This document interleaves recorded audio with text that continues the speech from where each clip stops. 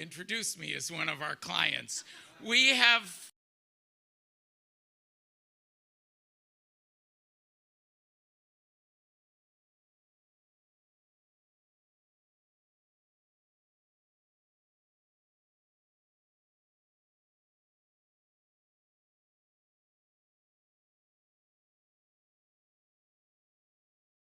introduce me as one of our clients. We have fought Trump's attempts to end birthright citizenship. We've challenged ICE's horrific abuses of power across America. We've held the DOJ accountable for hiding the Epstein files. We defended Prop 50 and the votes of California.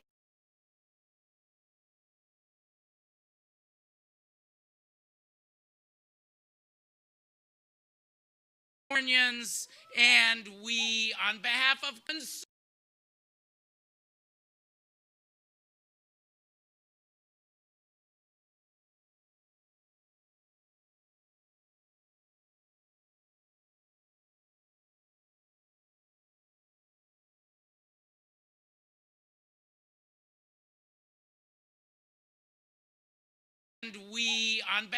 conservatives,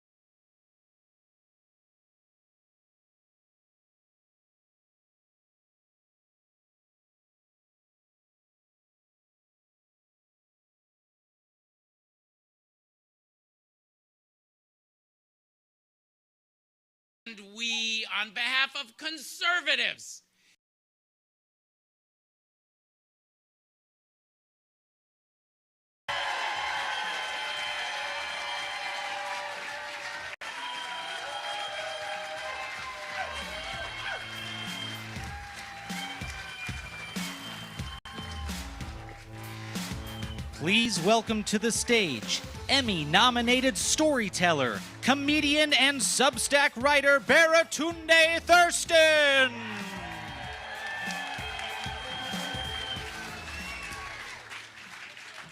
I am so honored to be able to follow the Frog Brigade. Yes, stand up. Y'all already forgot. There you go. I defy the lie that we are powerless. I want to welcome you with a happy Black History Month. I see you. My name is Baratunde Thurston. I am a son and grandson of Washington, D.C.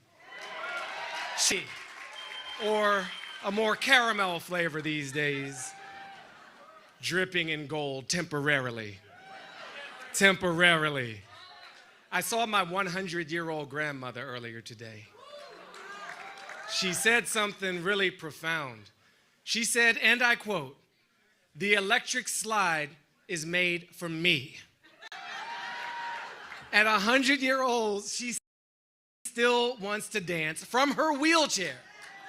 And that spirit, that energy, that defiance, that insistence on joy is the energy and the spirit and the defiance we need right now. Because, y'all, we're in a battle of stories. All right, on the one hand, you got a story we're being told that we're powerless, that only the people who are currently abusing power have the right to wield it, that some people are worth more than other people. Boo indeed. But there's another story unfolding. There is a story where citizen is a verb, where democracy is something we do, not just something we have, and where we all live into the truth of Dr. Martin Luther King Jr.'s words that we are caught in an inescapable network of mutuality. We need each other. We have seen all this on display in the great state of Minnesota. Yes. This administration sent its undertrained, overarmed, unconstitutional thugs wearing hokas, and people held it down for each other. We saw that beauty. Parents with whistles looking out for schools. Peaceful people documenting human rights abuses. I saw a crowd of people throwing dildos at ICE.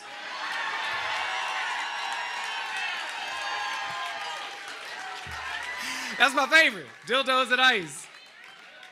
Look, when you cosplay Call of Duty to take on a daycare center, you might need an extra pair. Thank you for that. James Baldwin wrote to Angela Davis saying, "For if they take you in the morning, they will come for me that night."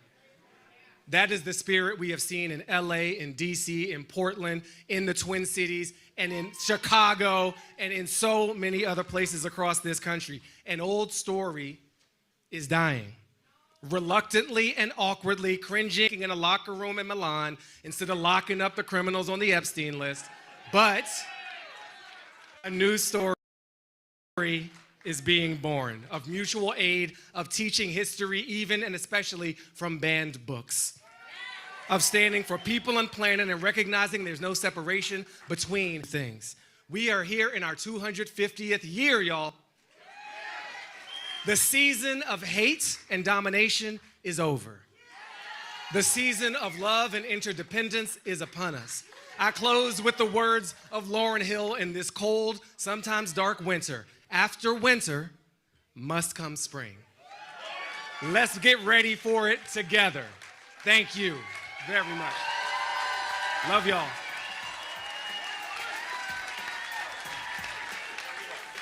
And now, a video message from best-selling author and former presidential candidate Marianne Williamson.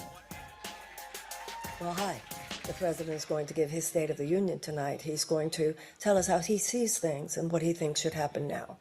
I think it's a pretty good bet that many of us will not agree with the president, either in his view of what's actually happening in our union, as well as in his view of what agenda should take us forward. Him and his administration, his words and his actions as detrimental to our democracy, even an active assault upon it.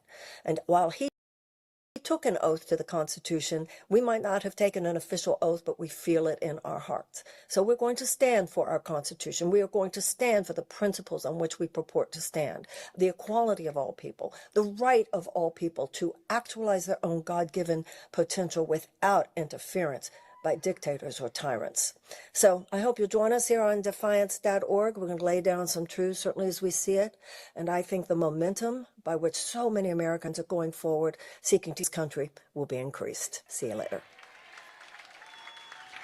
Welcome to the stage for a panel discussion on America at 250. Will we survive? Moderated by the Left Hook publisher, Wajahat Ali.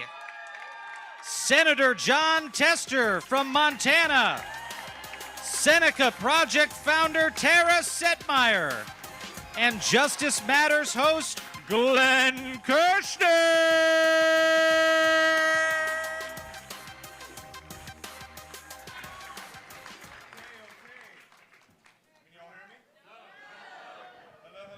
Conspiracy, hello.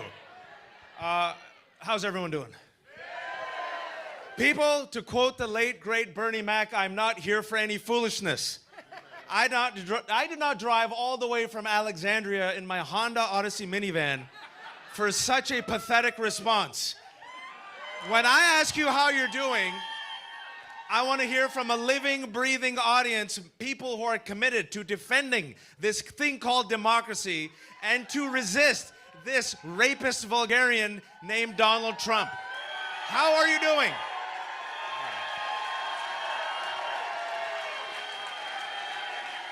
All right. Well, that's all the time we have. Thank you all for coming. Respect to the frogs. Give it up to the frogs. All right. Big question. Will America survive to 250? We're almost there. It's an inshallah. We're stumbling there, and we have this august panel to discuss this very important question in 15 minutes. All of them are filibusterers. So let's hope that we can, inshallah, have some pithy comments, but we're gonna get to it. First and foremost, Senator Jon Tester.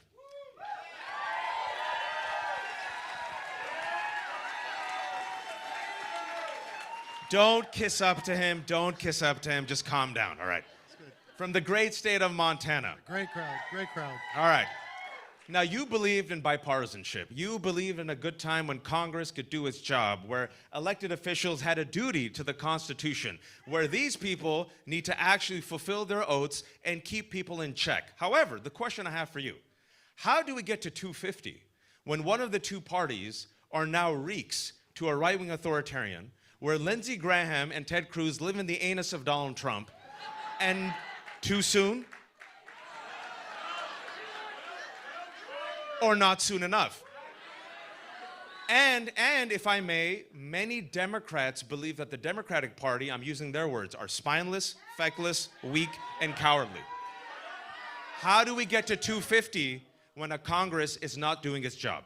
With groups like this, that's how. Let me tell you what. This country has always been about we the people.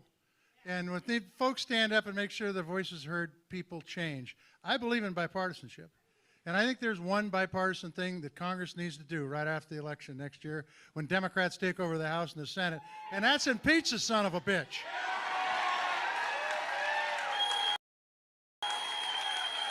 What? Yeah. And guess what? Last time I checked, it has to be done in a bipartisan way. So they ought to get after it and get her done. Let me tell you something. I come from rural America. Rural America voted for Donald Trump, and what this guy's done to rural America is absolutely, unequivocally unacceptable. What he's done to markets for our farmers, what he's done to our health care system, what he's done to housing, what he's done to... Man, oh man, more things than I got fingers on my hand to count them. I will tell you. It's insane. And I've got to tell you, the only thing that I know that, by the way, Congress has been asleep at the wheel for 13 months, but the only thing that I know that Congress can do to hold the executive branch accountable is they need to get a hold of some folks, just like they did back in Nixon's time, and say, well, do we have enough votes to impeach this dude? Because they should. And then they walk into the White House and say, guess what? You're going to hit the road, Jack. I'm going to ask you a quick follow-up. Democrats right now have the lowest favorability rating in 3 decades. I heard you. What would you want Democrats to do in this moment to regain the trust of people so that, inshallah, we can get to 250? Well, I mean, the truth is they need to start challenging the administration on everything that's out there, and some of them have been. But the bottom line, they need to, and they need to start talking about issues that people will talk about at their kitchen table, because they're not, and they need to. Starting with affordability, starting with making sure that businesses out there got a shot, and working families got a shot, and family farm and ranch agriculture got a shot. They need to talk about the issues that are important in this country. They've forgotten about that. I would say maybe even tax the billionaires. Just throwing it out there. That's just me. That's me. Tara, give it up for Tara Setmeyer. Tara, we are limping towards 250. Inshallah, will we get there? How do we get there when it seems like in the past 10 years, every institution has capitulated to Donald Trump? Whether it's corporate law firms, whether it's corporate media, whether it's our titans of industry. In the front row, Tim Apple and others. How do we get there when our institutions are failing us? Well, if we all remember that this country was founded on we the people, not corporations. So the way that you get there is you hold the bastards accountable, period. You know, we are in an inflection moment in this country where we have to make a decision of whether we're going to stand up or stand by. And there is no time for people to be lukewarm about where they stand. And the more that we are looking at what's happening, and if you feel as though you want America to celebrate its 250th birthday and for this democracy to make it, then it's up to us. Democracy doesn't defend itself. We are responsible for that. So institutions don't defend themselves. We are the ones that make sure those institutions are still standing. So I think it's important for people to understand that we still do have the power. Doesn't matter whether Donald Trump tries to flood the zone and tries to, do things to make us feel as though we are helpless or hopeless and he's going to do what he wants to do. We have to say, not no, but hell no. And it starts with things like this. When we gather, you build community. We do the No Kings protests. You hold Democrats accountable also. You can't have a resistance that's scared to be a resistance. So the way that people who are elected officials respond is that they have to be reminded who they work for. Just like Donald Trump and that administration works for us, so do the Democrats. So if you have people that you feel are not standing up and fighting the way you want them to, then you need to say, either you're going to fight and stand up, or we're voting your ass out. We'll find someone who will. That's how we make it. It is up to every one of us. And I think the more that Americans realize that, the more that we will coalesce around beating back this fascist movement and embracing our democracy. Don't let them co-opt that from us. They don't get to own patriotism. They don't get to own what democracy is. They don't get to take our freedoms from us. Only if we let them. And I say no, not no, but hell no.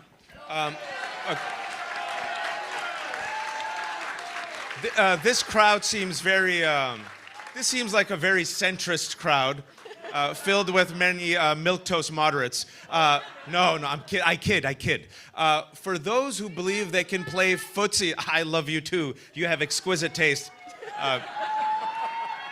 Tara, for those who want to play footsie with fascism, for those who think you could play prevent defense, for those who think you can still negotiate your way out of this, we were talking backstage, and you appreciated my analogy of Smash Mouth football.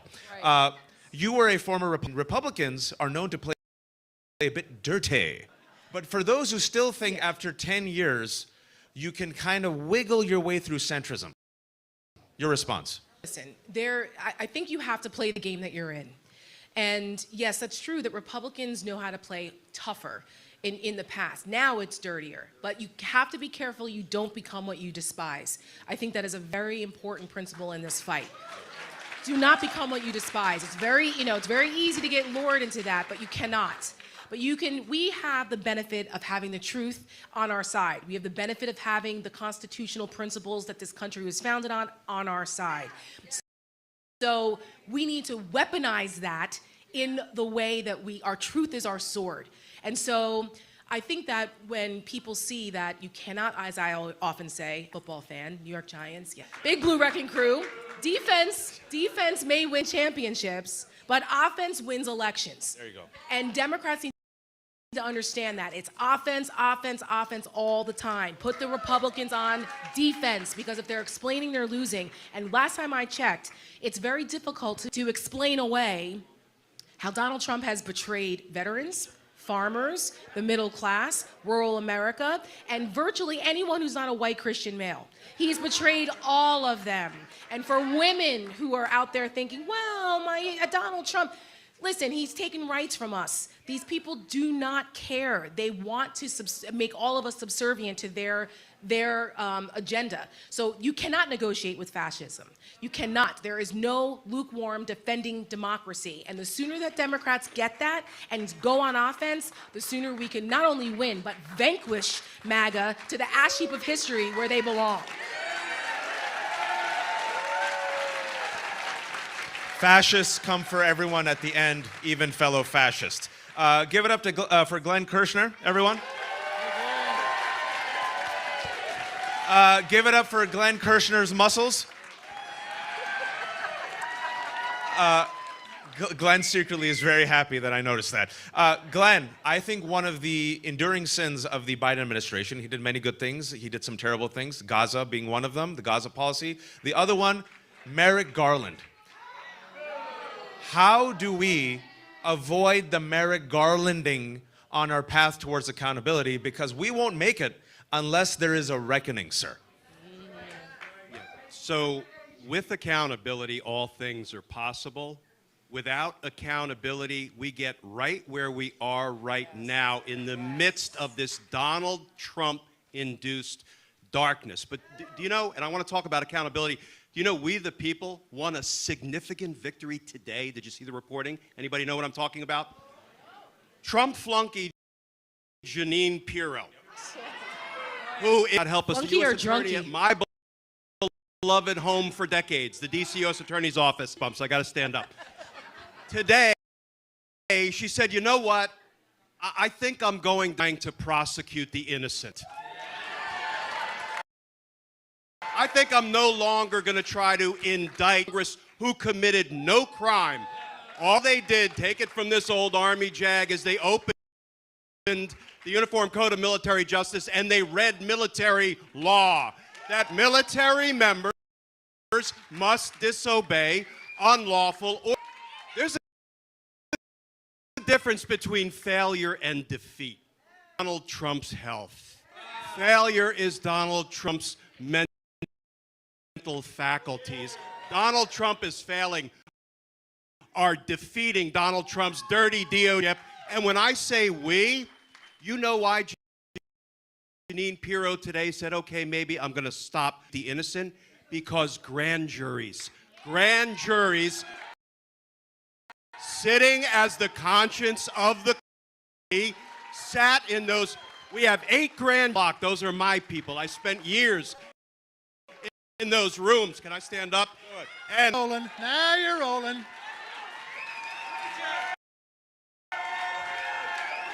And those regular folks, just like us, went into that closed doors and they told Jeanine Pirro, we will not endure or endorse your lawlessness. Get the hell out. Get it. You know, that's we people defeating Donald Trump and his DOJ and Pam Bondi and Pirro. And how many times have the grand juror said, and no, and no, and no. And then Jeanine Pirro said, okay, well, I won't bring a felony charge. I'll bring a can do with just the sign of a pen. And then trial juries told her, hell no, not guilty. Go away. That's we the people doing that. And when it comes to accountability, listen, we don't need any more nightmares behind us with no accountability. We tried it in '74. We tried it again after Donald Trump launched an attack on the Capitol. No more Merrick Garlands. We need a DOJ full of Jack Smiths. Full of Jack Smiths. Win, lose, or draw, we need to investigate every crime that's being perpetrated by Trump and his cabinet and his flunkies against files. We need to hold them accountable, because without accountability, guess what? We don't get to keep our republic anymore. All right, here we go. This is what we're going to do. With the 45 seconds that we have left, we're all going to stand up. All right, here we go. On the count of 3, we're going to yell defy. And then we're going to yell love. All right? Because I don't want to just be angry. I want to say defy, and I want to say love America. How about that? Love America. All right. 1, 2, 3. Defy. 1, 2, 3. Love America.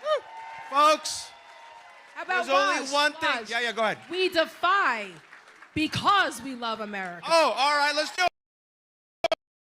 it. On the count of 3. We defy because we love America. Here we go. It's editing in real time. 1. Defy because we love America. Thank you, everyone. The voice of God approves of that message.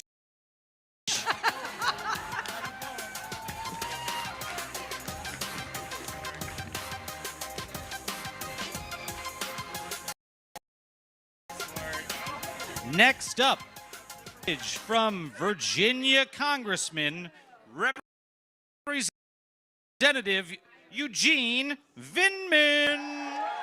Tonight, Donald Trump will take the stage and deliver a speech defining his administration: chaos, cruelty, and corruption. You won't hear a real solution to another C, costs. You won't hear a serious plan to lower costs for working families. You won't hear anything that reflects what Americans feel in their daily lives.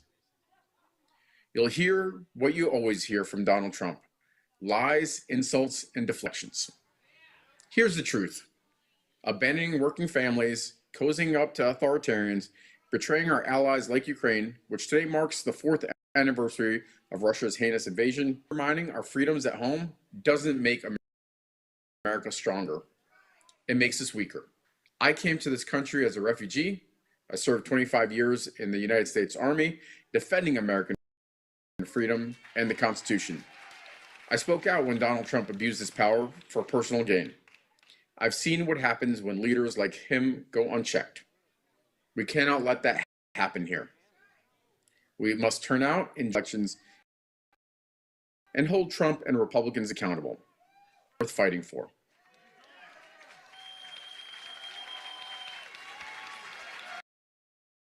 All right.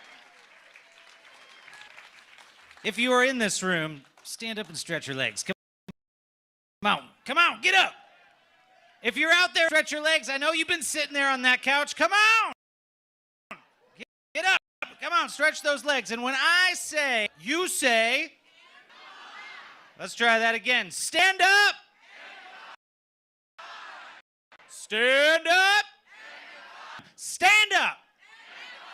That's right. We're going into another round of Defiant Voices. I am thrilled to welcome to the stage a friend, a very courageous man, Massachusetts Congressman Seth Moulton.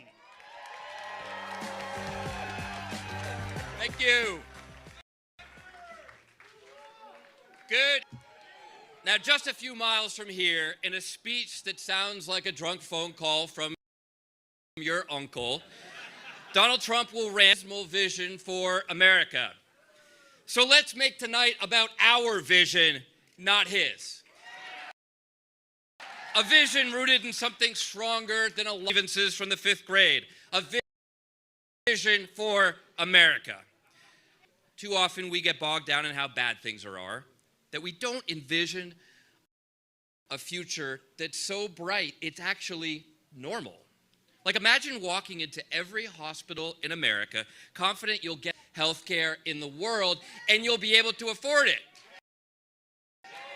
That's called investing in health care instead of war. Imagine waking up as an immigrant, excited to check in with immigration authorities to tell them all the great things you're doing because you're on a pathway to citizenship. Immigration agents who follow the law rather than terrorize blue cities. Getting on an American train that's the fastest train in the world, never delayed by weather, and so reliable that you get a refund if it's 5 minutes late. Called investing in infrastructure instead of ICE.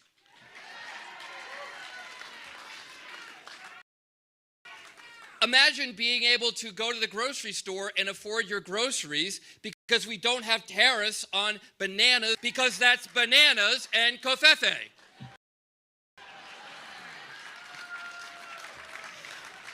Imagine being a single parent working 2 jobs to make ends meet, but so proud to know that the same to you as to billionaire CEOs. That's called a country where the work celebrated and pedophiles go to prison.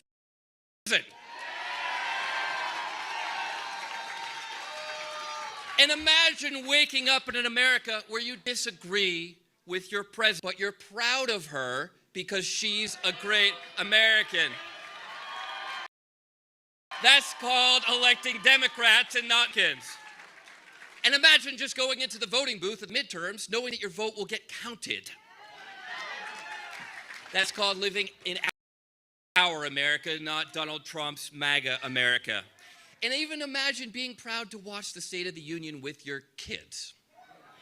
Hard to imagine today. That's what's so crazy, is that these things are hard to imagine today, and yet they're totally normal. And honestly, I believe most Americans, the vast majority of Americans, even many Republicans, want that America and want it today. And realizing that vision is called leadership. So let's fight like hell, Democrats, Americans, and let's lead. Because when Democrats lead, we win.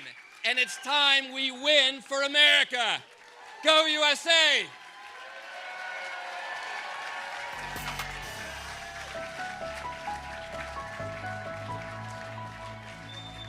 Please welcome to the stage former Montana governor, presidential candidate, and owner of a tap house in Montana, Governor Steve Bullock! Thanks so much, Miles. It's so great to be here with such distinguished speakers and all of you. Look, I was elected Attorney General then of Montana for 8 years, making me have a view from both a red state and its state house. Like John Tester, we live in a rural state with consistently high turnout, where people can still actually register to vote on election day. And a place that could re-elect me as governor when Trump won his first time by 20. You know, I love those introductions mentioning my victory. You don't mention is after that, I ran for Senate and I lost. For that, I ran for president and I lost. You probably don't have to Google to know that. Losing sucks. Though, because I'd like to believe I'm a normal human being. It happens. When stepping into the arena, the prospect of actually losing weighs on every sane candidate's mind.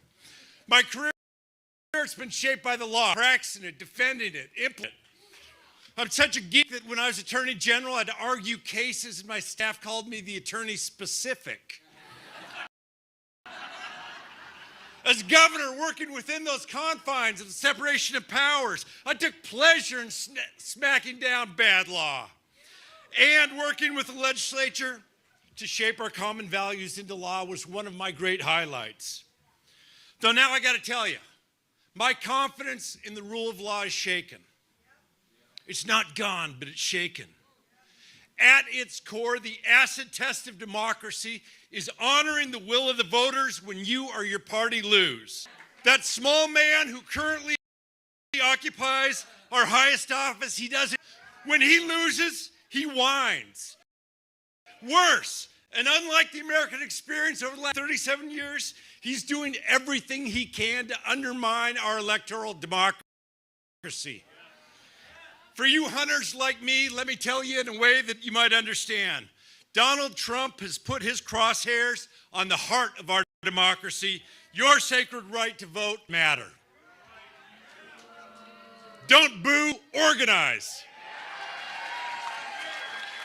And look, you might think I'm overstating it. Earlier this month, Trump said we should take over the voting in at least 15 places. The Republicans ought to nationalize the voting. Last month, he told because his administration is doing such great work, when you think about it, we shouldn't even have an election, he said. Don't boo, organize. He said last month he regretted not putting in the National Guard to swing states after his loss in the 2020 election. Remember, the states are merely an agent for the federal government in counting and tabulating votes, he said last fall. Organize. They must do what the federal government, as represented by the President of the United States, tells them to do, he said. Look, even if you don't want to believe that he's saying the quiet part out loud, this is more than his routine, unhinged, wacky comments. Look at what's happening and look at who's doing it. Pam Bondi, Kash Patel, Tulsi Gabbard, Kristi Noem, all deny the results of the 2020 election, undermining the integrity of our upcoming election. Pam Bondi's DOJ sues 24 states, she wants the DOJ to have your social security number, your driver's license information. Bondi wrote to Minnesota Governor Tim Walz stating that if he wished to bring an end to the chaos in Minnesota, a common sense solution would include providing DOJ access to voter rolls. Boo, organize! Security Secretary Kristi Noem, she wants a piece of this pie. She recently said when it gets to election day that we've been proactive to make sure that we have the right people voting, electing the right people to lead this country through the days that we have. Just words and deeds. The president has tried to decertify all voting machines, override state balloting, and gut funding and the mission for CISA, that federal agency that actually said the 2020 election secure in American history. What this adds up to is we have a president and administration actively trying to manipulate the election. We have a president who's toying around with the Insurrection Act, who sends the FBI offices and sends DNI Director Tulsi Gabbard there as well, by the way. Nothing to do with law enforcement or running elections. We have a president repeating his crazy conspiracy theories about the 2020 election. He's actually threatening to prosecute state officials who do their job accurately. These are very, very real threats to our nation. Sometimes when we talk about what's happening in the country, we use lofty language like liberty in the Constitution. And look, Donald Trump's violating the Constitution just about every damn day. We can't norm. But if we don't protect our elections, the rest of it may not matter. Elections are about who we are and what we want and keep the government in check. Elections day is that one day when each are more powerful than any corporation, any special interest, any politician. Is our voice, and our voices matter. I'm not sure they've ever mattered more. And it's important to remember that elections are run by state and local officials, not the federal government. That decentralized system is how we know that elections. It's a security feature. It's not a bug. We have those elections with hardworking local folks in every state that are committed to that process, a process that protects each and every. If we lose that process, folks, we've lost everything. The president does not respect, because he does not respect the will of the voters. He's willing to use the full force of the federal government to reject any election he doesn't like. He told us so, and it's starting to happen already. We have to see the whole picture. Raiding elections, executing election officials, federal or even military takeover of election systems. These are all ways to take away our voice. And if we don't fight for our elections, we'll have nothing left to fight for. I believe this is the time to ask ourselves, when am I willing to say enough is enough? What is my red line? Is it when the economy is looted by political corruption? When the government goes after a free and fair press? Is it when federal agents shoot Americans in the street? Don't boo, organize. is it when the President of the United States is actually willing to undermine these free and fair elections to protect his own power. This is not a time to hope for the best. This is time for each of us to ask, what am I willing to do? Am I willing to write my first check to a nonprofit, to support independent media? Am I prepared to go to my first protest? What about volunteering and working at a polling station? Will I speak up? And you know what we see? Not only you, I see Americans all over the country doing these things and making a difference. When the president said we should nationalize elections, patriotic Republicans joined Democrats and said, no, that's not who we are. When masked agents terrorized the people of Minnesota, peaceful protest, no, that's not who we are. The Justice Department is trying to prosecute the president's political opponents just for payback. Independent judges and everyday citizens in jury rooms keep saying, no, that's not who we are. I see proof everyone's are finding their voices, and when we find our collective voices, great things happen. Look, politicians always say, this is the most important election in our lifetime. Maybe. Only history will actually judge whether this is the most important election of our lives. But I'll be damned if it's the last one that we have. Our democracy and our elections are worth fighting for because they're the only way that we can fight for everything else. At the Constitutional Convention, Benjamin Franklin was asked by a woman what form of government our new country would have.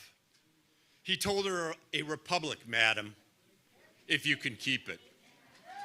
The pathetic, whiny loser who knocked down our East Wing thinks he can take down our democracy.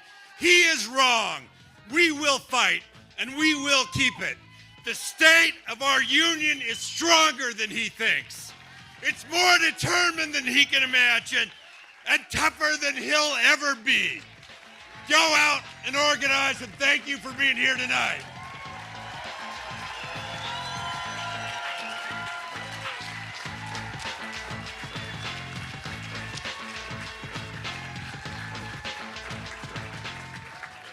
And now, a video message from former Georgia House Minority Leader, pro-democracy champion, best-selling author, and yes, writer of sexy books, Stacey Abrams! Hello, everyone. First, I'd like to thank the team at Defiance.org for putting together this terrific event and giving us a more hopeful alternative to the Trump regime's dark vision for our country. Across this nation, we're witnessing coordinated attacks on our elections, voter purges, intimidation, sham investigations, and laws designed to make participation harder. We must be clear about why it's about control. History shows us that authoritarianism doesn't arrive overnight. It takes hold slowly when trust is deliberately eroded and when people are treated as obstacles to be overcome rather than the source of true power. And that's the moment we're in. This year will be a test of whether democracy still belongs to the people. And that's why turnout has to be decisive and overwhelming. Because when people show up and engage, authoritarians start to lose their grip on power. So I invite all of you watching to go to 10stepscampaign.org and sign up and informed on ways to reclaim and restore our democracy. Democracy is a shared responsibility. It's protected by engaging our communities, mobilizing our neighbors, and electing leaders that represent us. The future is still ours to shape if we decide to take action together. Give it up for Stacey Abrams! All right, I know you've been doing a lot of clapping and a lot of cheering, but we need to know that you've got the endurance for a long fight, because it's going to be more than a long night. It's going to be a long fight. So when I say stand up, you say stand up. All right, we're going to hear from more defiant voices about protecting our democracy. I am thrilled to welcome to the stage from New York, Democratic Congressman, former federal prosecutor Dan Goldman.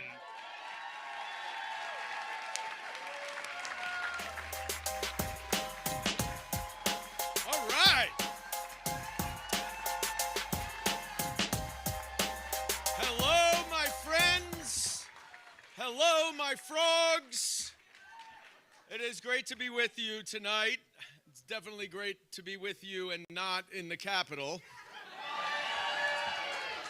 In a few minutes, Donald Trump is going to take part in a storied tradition, delivering the State of the Union, his first of this second term. Now, we don't really need to see it because we know what it will be. Hours of nonsensical, incoherent, rambling lies, starting right at the beginning, because the state of our union is not strong. It is hanging by a thread. So, instead of forcing you to listen to 3 hours of lies, gaslighting, and narcissism, I'm going to give you the true State of the Union in 3 minutes. Under Donald Trump's failed leadership, hardworking Americans are being left behind in an unaffordable economy, destructive tariffs, soaring costs, health care, food benefits being yanked away, all while Donald Trump uses his office to extort foreign governments, take money from pardon seekers, line his own pockets, and make sure that his billionaire buddies are getting record profits and tax cuts. Under Donald Trump's failed leadership, an out-of-control, unqualified, unvetted, untrained, secret ICE paramilitary force is terrorizing our cities across the land, demanding citizenship papers, illegally searching homes and cars, and beating and killing Americans. All with no accountability. And under his failed leadership, the rule of law is under attack. He's using the DOJ to prosecute his political enemies, the basic no-no in any democracy.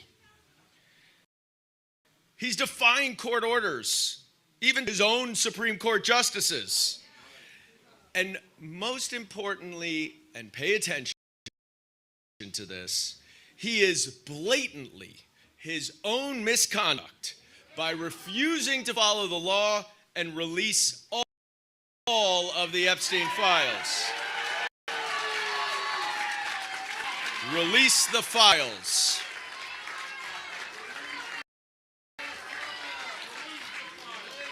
Perhaps most dangerous of all is that under Donald Trump's failed leadership, our free and fair elections are in serious jeopardy. First, he tried to rig these upcoming elections through partisan gerrymandering. When that didn't work, he sent his lawless immigration agents to Minneapolis with the intention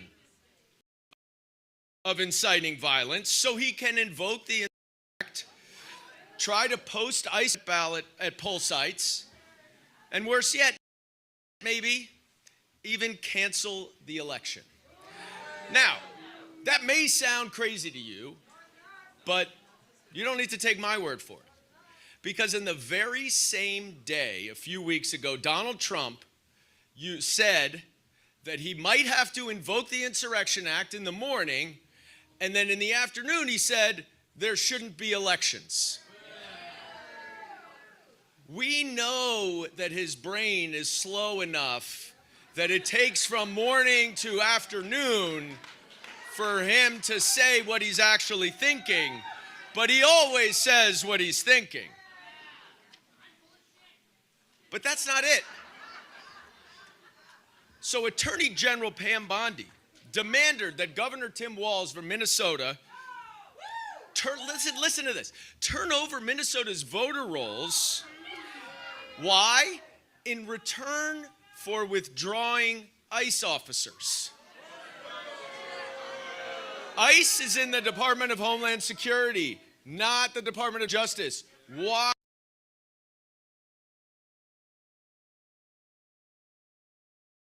is the Department of Justice demanding voter roll?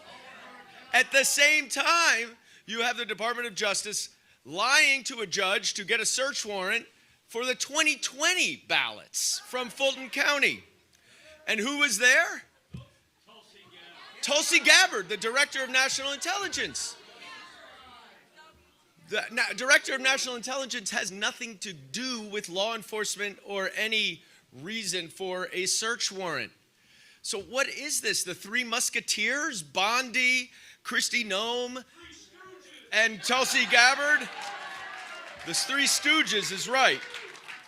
Now, the only reason you would want ballots and voter rolls is to purge them.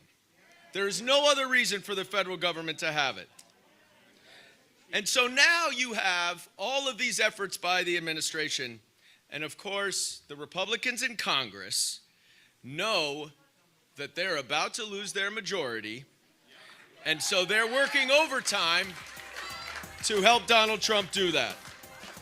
Now let's briefly talk about voter fraud. I can talk about it briefly because it doesn't exist. So the SAVE Act does not matter.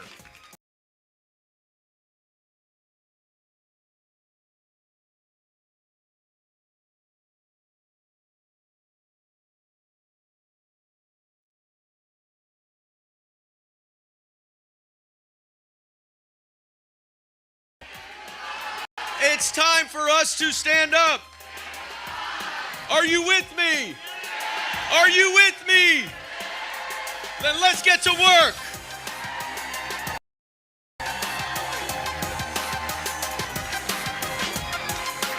Uh-oh. We heard that Robbie Road Steamer is in the building with a special message.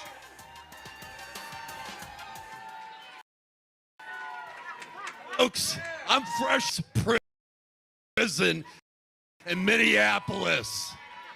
I buy ICE over absurdity, over us being over me singing songs like, hey, Mr. Tangerine Man, get rid of brown people for me. I'm Aryan white. There ain't no place I'm going to.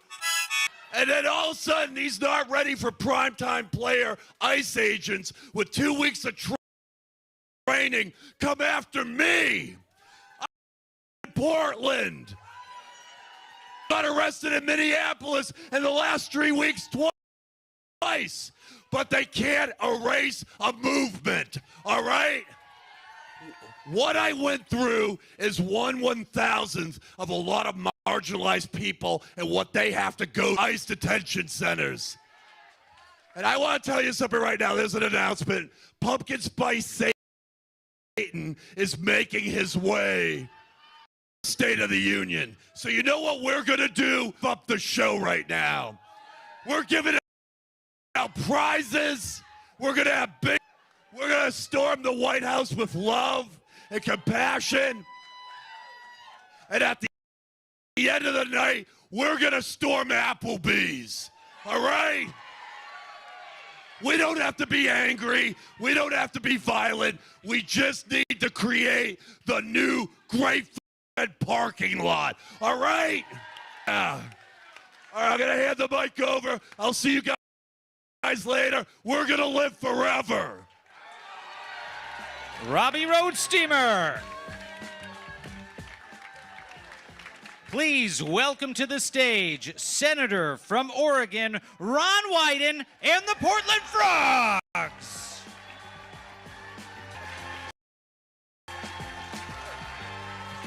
Thank you. Thank you. Thank you. Good evening, friends, and especially our four-legged heroes from my hometown, the pride of Portland, Oregon. I'm so glad to have a chance to be with you for a few minutes. I want to thank all the Oregon Frogs from my neighborhood who hopped across the country to be with you.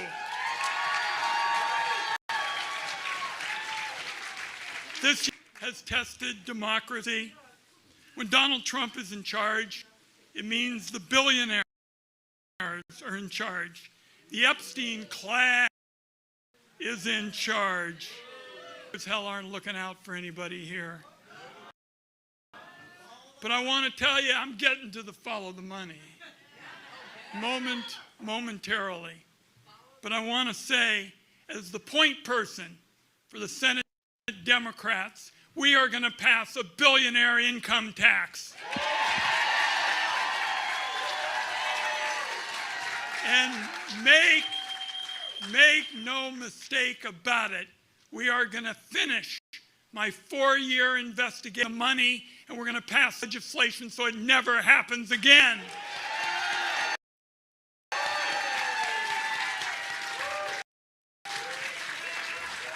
We got a lot to mention. Fixing the tax code. We got to fix health care. It's really sick care. He's sick. Donald Trump wants to take control of our elections. I'm the first United States senator elected by mail. Not going to be the last.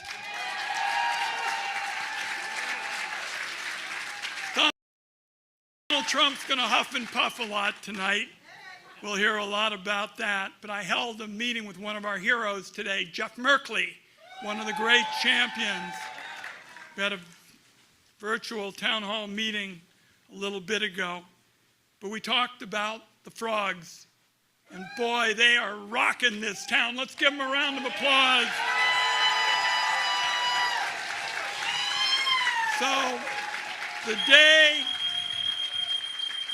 we heard Trump was deploying troops to Portland, we rushed over to the ICE facility because based on Trump's Truth Social, we expected to just see a violent mob.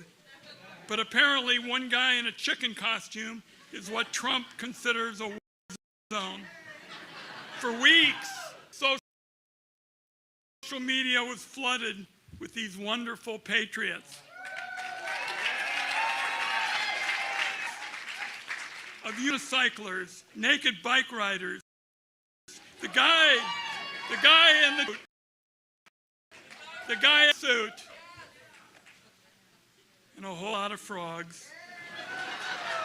No war zone to be found, friends.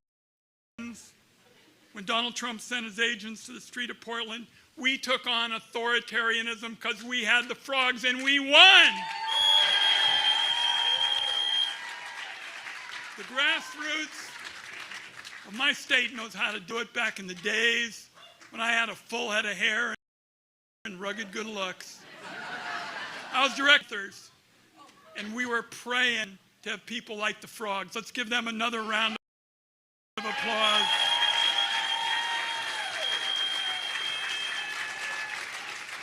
So I'm going to close with this. I'm barely a household word in my own household. But I'll tell you, I'm with the frogs, and I'm with all of you, because political change starts roots, and this election we're going to win, and we're going to start turning around and throwing Trump out. God bless. Thank you. Thank you, thank you, thank you. Yeah, the frogs, come on.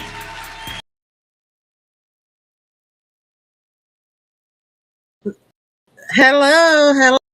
So what I'm going to do is switch out because one with Joy Ann Reid, and that's the one to watch.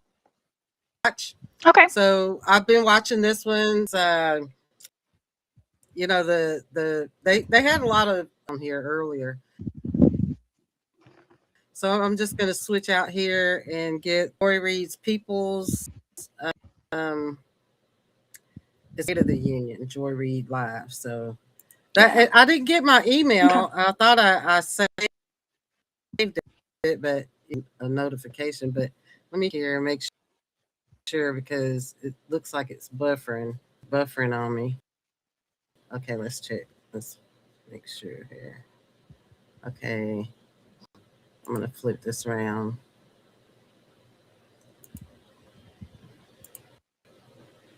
Okay.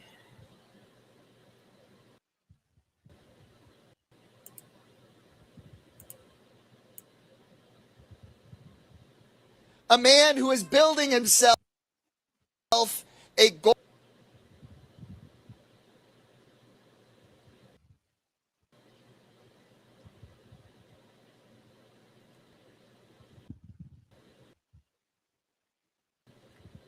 It's buffering. I don't know if it is going to tell you. Probably.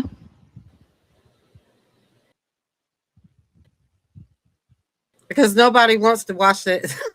The other guy. Let's see. That if you're struggling to get by, that's your fault. Yeah, everybody is in overdrive watching other, platforms. So because he's killing it. A man who flies around. We might have to go back to the frogs. we might have to go back to the frogs. They're actually kind of funny though. Have to switch back to the frogs. I'm sorry, Julian. I don't know. Well, let me check Substack.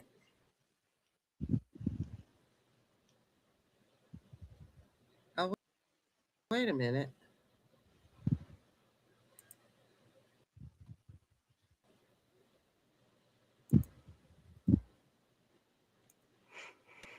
Strong.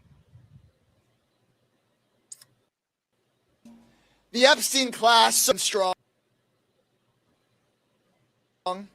But the state of our union is about all of us. And everyone but Donald Trump's rich friends know that it's a disaster. Our union is not when millions of folks like Jill are seeing their health care up 2 times, 4 times, 5. Our union is not strong when they fear they could be killed or taken by masked agent streets. And now the latest news is that Trump is going to talk about in his speech tonight another tax cut for the richest people in this country and for big. 17 million Americans are already paying for Donald Trump's last billionaire tax cut by losing their health. We need another one? Read my lips. No new billionaire tax cuts. It's time for them to pay their fair woman and child in this country can have a job that paying wage and affordable child care and health care as a basic human right for every. And while we should get big money out of politics so that both answer to the people and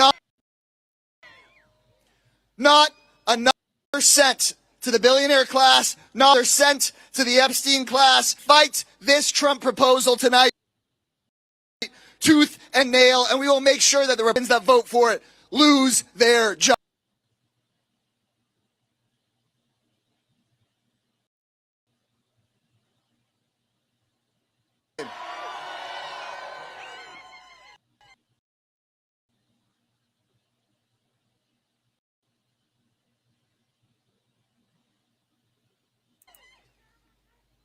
Yo, we don't need to hear what Donald Trump says tonight because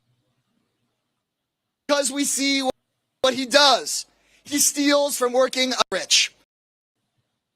Donald Trump doesn't owe us a 2-hour rambling speech. He owes the American people their money back.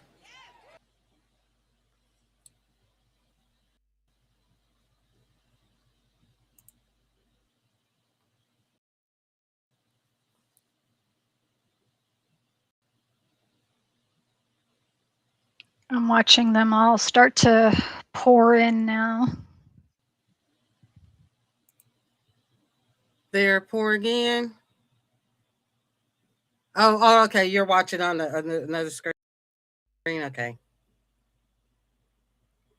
Yeah, I got it pulled up on Yeah, PBS. tell us what's going on. I don't know what's going on with my buffering here. I guess it's because on here. Oh, here goes. Mr. President. They just announced him. He's walking in now. Oh my God, he looks like shit. What? His hair is sticking up. His hair is sticking up. Oh my goodness. Hold on a second. I don't know what's going on with this buffering. Let me. Wispy quaff.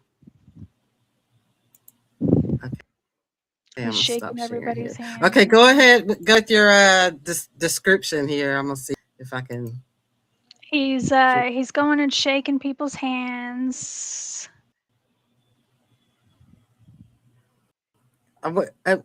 Have any people like noses yet because of the smell? Doesn't look like it. Let me see here. Hey, honey. Come over here. I'm dog sitting. Oh, are you at home? Mm-hmm. Oh, okay.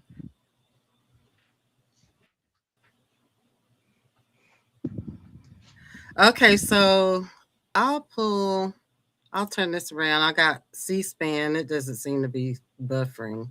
I'll flip it to There's my C-SPAN. representative wearing a red MAGA hat. Trump turned and looked at him, gave him a quick shake, and then he turned his back to him. You are such an embarrassment. Yeah, I'm in I think Tennessee. his hat says Trump was right about everything. I'm in Tennessee, so I'm equally as embarrassed. Yeah, he looks like crap. Look at his hair. Look at his. So that's my representative, that guy in that red hat. And that's all he does on social media is talk about how wonderful Trump is and how much he loves Trump. What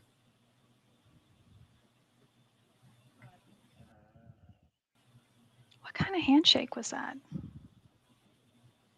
Yeah, so this doesn't seem to be buffering like Joy-Ann Reid's show because all the important people are watching her show. we got the lag though. Let's see. Kalshi is taking on how long he'll ramble.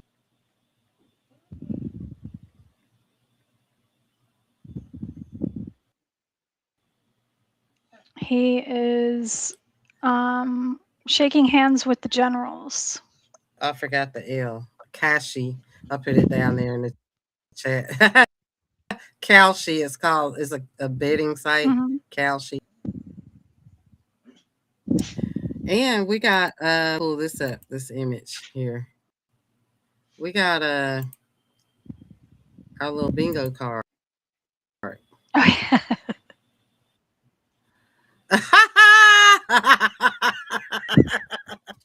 There's our bingo card. So we got a scam hoax. He says MAGA. He says Epstein. He says he Barron Tens. We haven't seen him yet. He says President Neil Gorsuch attends. We'll see. Teaches 60 to 70 minutes. Autism. Tucker Carlson attends. Trump says crypto Bitcoin. Trump says Greenland. Says Israel Gaza. Kristi Noem attends. Nicki Minaj attends. Trump says Charlie Kirk. Trump says Canada. Trump says Sleepy Joe. Says Netanyahu. Surprise says Peanut. Is that what this says? Peanut? Trump says peanut. Peanut or P-Hut? P-Hut. All right, baby. Trump says China. Trump says card. Trump card. Gold card. Trump card. I don't know what that is. Peanut?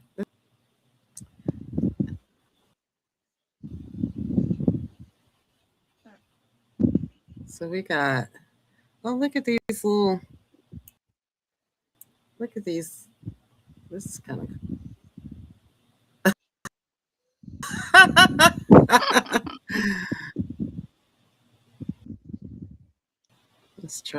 This one.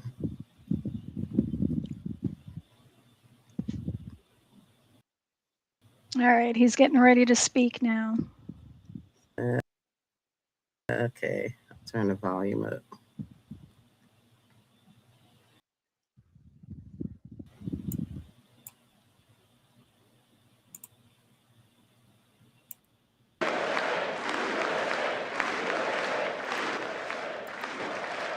The audio. Well, thank you very much, everybody. It's really Speaker Johnson, Vice President Vance, First Lady of the United States.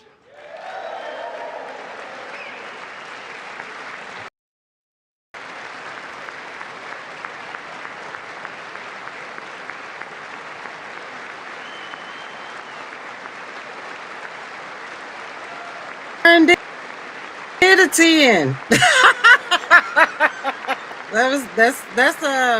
That's what's his Second from Lady of the United States. Canada. That's his son. What did he say? Second lady? Oh, Usha Vance. Looking old, I didn't recognize her. Members of Congress and my fellow Americans. How many Our Democrats? nation is are back, there?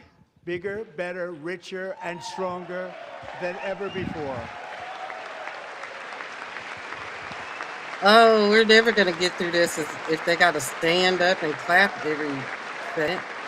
Every 10 seconds they got to do that. Less than 5 months from now, our country will celebrate an epic milestone in American history, the 250th anniversary of our glorious American independence. This July 4th, we will mark 2.5 centuries of liberty and triumph, progress and freedom in the most incredible and exceptional nation ever to exist on the face of the earth. And you've seen nothing yet. We're going to do better and better and better. This is the golden age of America. Oh my God. Golden age for who? For him and the pen stopped because of his adult diapers. When I last spoke in this chamber 12 months ago, I had just inherited a crisis with a stagnant economy, inflation at record levels, a wide open border, horrendous recruitment for military and police, rampant crime at home, and wars and chaos all over the world. But tonight, after just 1 year, I can say with dignity and pride that we have achieved a transformation like no one has ever seen before, and a turnaround for the ages. It is indeed a turnaround for the shit. ages. Oh shit, there's like a scuffle going on? A who? Representative Al Green. Oh, is there another? There he They is. about Are to they show it. Yeah, they about to show Oh. it. Watch. They're kicking him out. Well, he's protesting. And we will never 'Cause he's go got a back protest to where we sign. were just a I very short know, time ago. but- We're not going back. He has a right to be Today there. our border is secure. Not when you're not being nice to King Trump.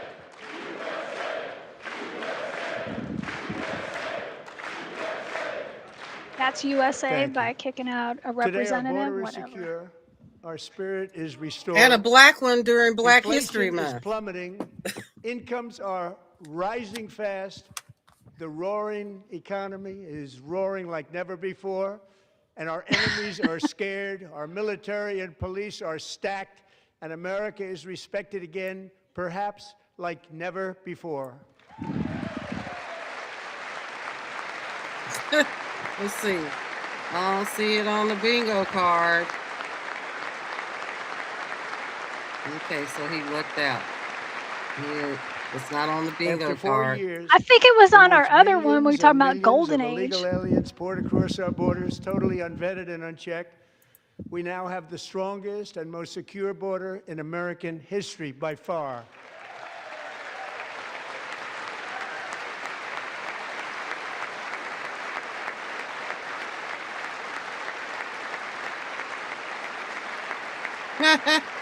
In the past 9 months, 0 illegal aliens have been admitted to the United States.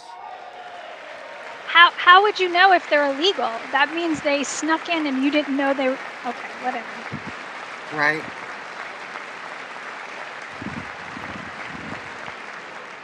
But we will always allow people to come in legally, people that will love our country and will work hard to maintain our country. Yeah, Okay, that's why he's pretty much eliminating immigration this year. Malaria is mentioned on here, Melania, so he mentioned her. He already Deadly mentioned her. Fentanyl across Yep. our border is down by Fentanyl. a record 56%. You said in 1 fentanyl? year. It should be. Let's see, where is fentanyl on here? It's on here And somewhere. last year, the murder rate saw its single largest decline in recorded history. This is the biggest decline, think of it, in recorded history, the lowest number in over 125 years. Year 1900. He's just making up numbers. Substantially before my wonderful father. I had a wonderful father, Fred, before he was born, substantially before he was born. That's a long time ago. I'd like to He say is that, but that's a long time deteriorating ago. before our The eyes. Biden administration and its allies in Congress gave us the worst in the history of our country. Okay, But in 12 Biden's months, on my there. administration has driven core Biden inflation and down to inflation. the lowest level in more than 5 years. Yeah. And in the last 3 months Lies of about the economy. 2025, it was down to 1.7%. Okay, that's a lie about the economy. And We're Biden. going to get a bingo within the first 15 minutes.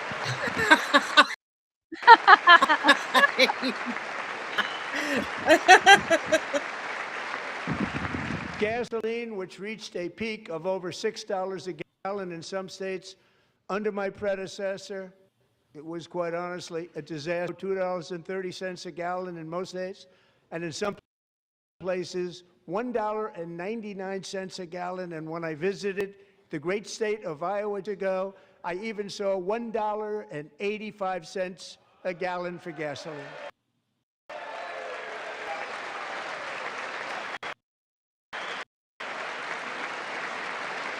That should be a double bingo. Lies about Mortgage the rates economy. are and falling fast, and the annual cost of a typical new mortgage is down almost $5,000 just since I took office. 1 year. And low interest rates will solve the Biden created housing problem well, at the same time protecting the values of those people who already own a house that really feel rich for the first time in their lives. We want to protect those values. We want to keep those values up. We're going to do both. Okay, Biden. Where is Biden on here? And we are going to keep it that way. The stock market has set 53 all-time record highs since the election. Think of that. 1 year. He's still on lies about the Boosting economy. pensions, 401ks, and retirement accounts for the millions and millions of Americans. They're all gaining. Everybody's up, way up. In 4 long years, the last administration got less than $1 trillion in new investment in the United States. And when I say less, substantially less. In 12 months, I secured commitments for more than $18 trillion pouring in from all over the globe. Biden's not on this card. He's on the other one. But he's still stuck on lies about the economy. Much less than $1 trillion for 4 years versus much more than $18 trillion for 1 year. What a difference.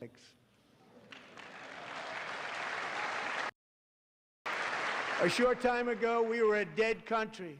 Now we are the hottest country anywhere in the world.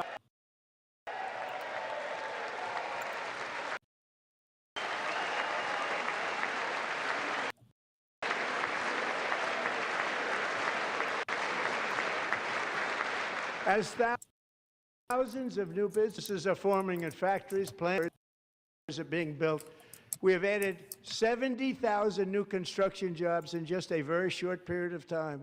It's getting bigger and bigger, and nobody can believe what they're watching.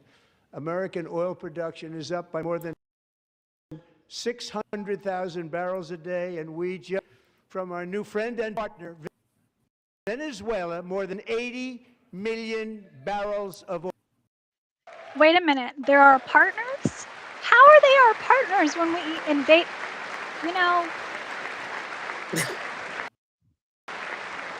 American natural gas production at an all-time high because I kept my promise to drill, baby, drill.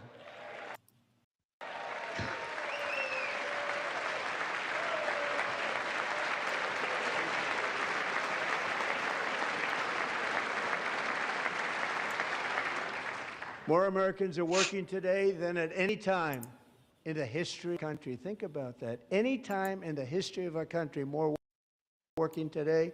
And 100% of all jobs created under my administration have been in the private sector. Yeah, because you fired everybody from the federal level.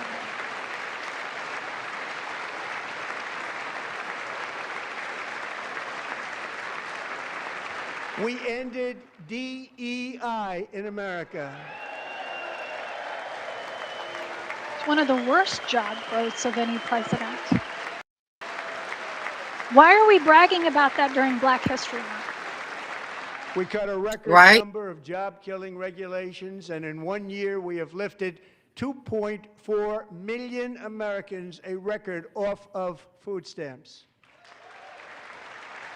That's the majority of his voters. The majority of food stamp recipients are white people. For all of these He's saying we lifted them off. No, you cut them off. Of our union is state of our union sucks. It's not strong at all.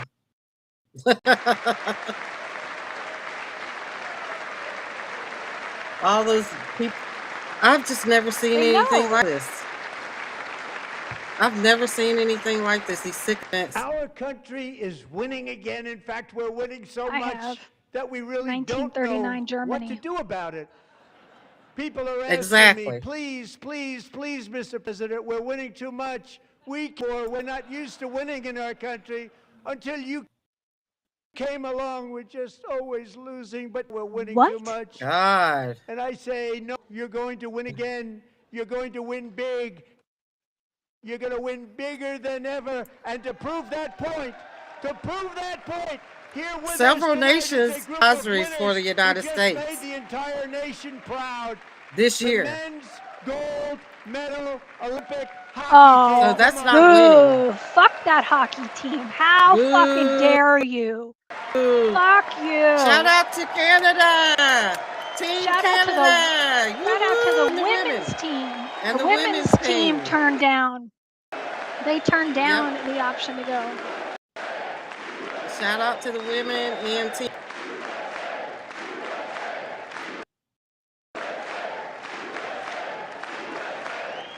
Are there any He black is men such on a that bum. He is such a bum. team? What an absolute asshole. Okay, yeah, so we have it here. Al Green, black people are apes. So this is what he had. What did it say? It said Black he people was are holding a sign that reads people aren't apes. At the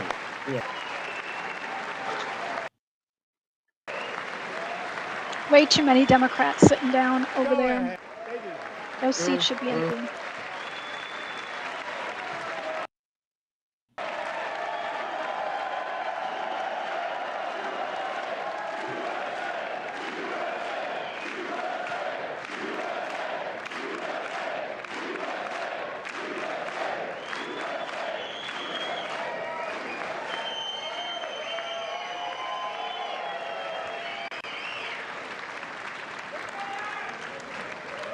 That's the first time I've ever seen them get up. And actually, not all of them did get up. But they beat a fantastic Canadian team in overtime, as everybody saw, as did the American women who will soon be coming to the White House. Those women don't want to have anything to do with it.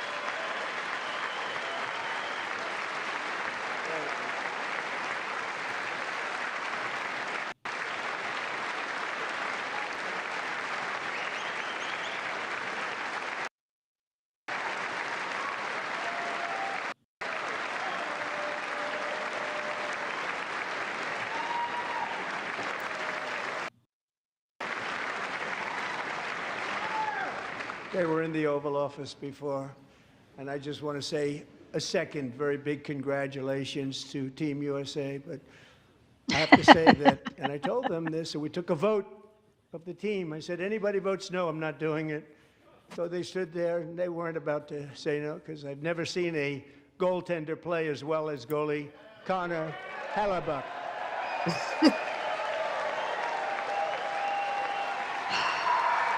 Rambling, incoherent stuff is on the bingo card. Sundowning.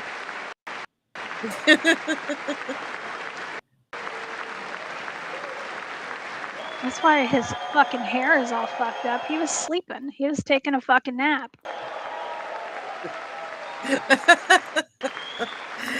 Oh, TCM. Think of it, 46 shots on goal, and Look at TCM. The one shot, the one where you put your stick in the back and it hit the neck of your stick and bounced off. You practice that, or was that a That's a good movie too. Guys. Refused to answer That's that like question. that's a good movie. I just want It's to a good movie. tell you that the members But they of put it squad on a. will be very happy to hear that based on their vote and my vote. That's and in this case, awesome. that I will That's soon awesome. be presenting the highest civilian honor, which we will be given, and which has been given to athletes over the years. But when I say many, like 12, it's called the highest civilian honor in our country, the Presidential Medal of Freedom. They just played a hockey game, yo. Like, I'm sorry, are there no black people on that team? No, and black people start. No, there's none. Absolutely none. Great athletes have gotten that, very great, the best, and I thought he deserved it. And I did take a vote, every single one of them. I said, I'm not giving it if anybody goes no, and every spindly put up their hand. So I want to thank you all. What a special job you did. What special champions you are. Thank you very much.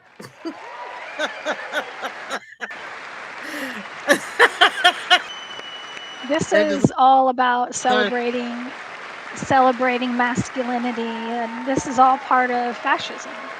Yep. The symbolism of this, you know? No respect. No respect. I'm also pleased to say that the next time the Olympic torch is lit, it will be here in America for the 2028 Olympics, and it's the summer version right in Los Angeles. We're going to do. Has that been announced? Look,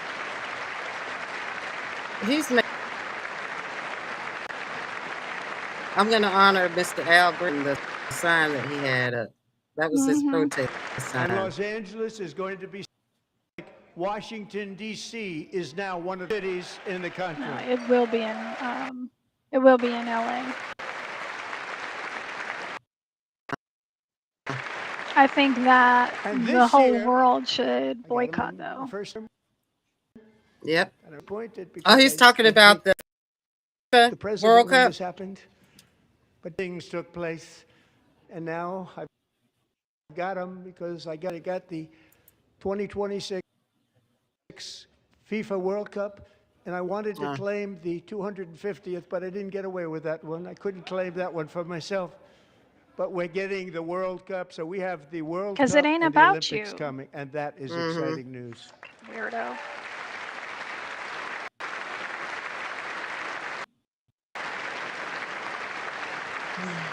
A year to celebrate our country and the heroes who have men like Buddy Taggart. 17, Buddy volunteered to defend America in World War II, serving in the Pacific under the great General Douglas MacArthur. He fought bravely in the famous Battle of Manila, worked so hard. He was badly wounded and almost killed by enemy machine guns in Luzon. 81 years ago this month, he liberated the largest internment camp in the Philippine world. But he Look at earned the many Dow.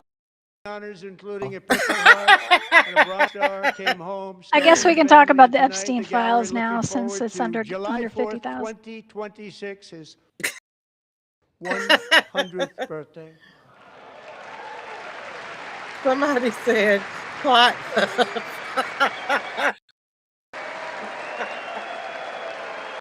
I'm sorry.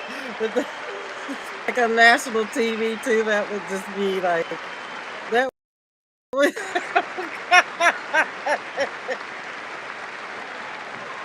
the karma.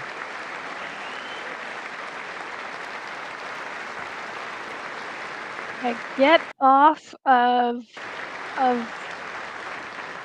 So, salute you. Even in times of challenge, setback, and heartache, the spirit of 76 has always shone through very brightly. It was July 4th of last year when floodwaters tore through a girls' summer in Central Texas. One of the worst things I've ever seen. I was there. Rising 26 feet in the Oh my God. he was there? In the camp? He was there? That's what he said. To sweep her away. I was there. 11-year-old Millie Kate McClelland closed her eyes. We're just going to fact check God. him real She quick thought here. she was going to die. Where he was Those talking prayers were answered about when inflation. Coast Guard rescue swimmers descended from a helicopter above.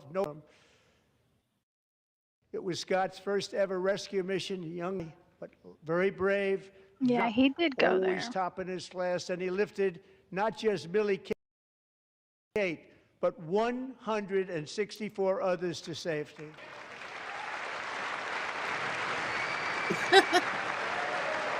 The delusion. The delusion.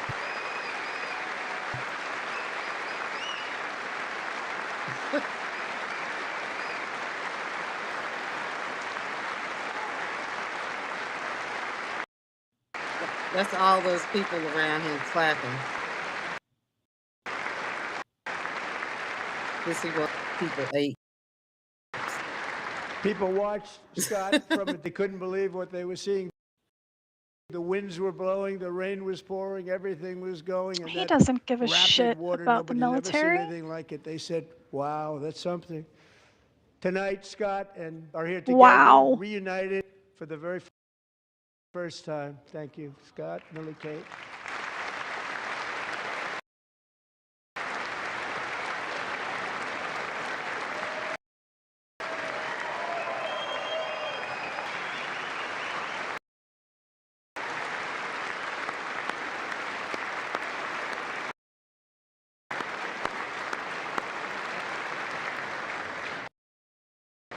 And Petty Officer Ruskin, I'm pleased to inform you that I am now awarding you the Legion of Merit for extraordinary heroism, which is what it was, extraordinary heroism. Thank you.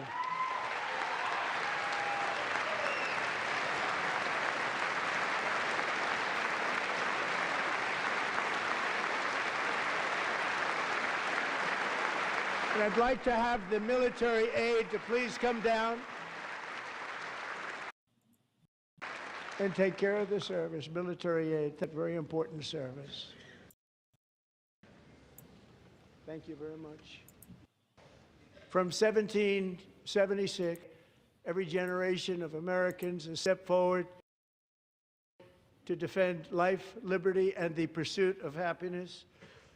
And they're really doing it for the next generation. But now it's our turn. Together we're building a nation where every chance to reach higher and go further, where government answers to the people, not the powerful, and where the interests of hardworking American citizens are our first and ultimate concern. That is the debt we owe to the heroes who came before us, and that is the promise we must keep to America for our 150th year. Last year, I urged this Congress to begin the mission by passing the largest tax cuts in American history, and our Republican majorities delivered so beautifully. Thank you, Republicans.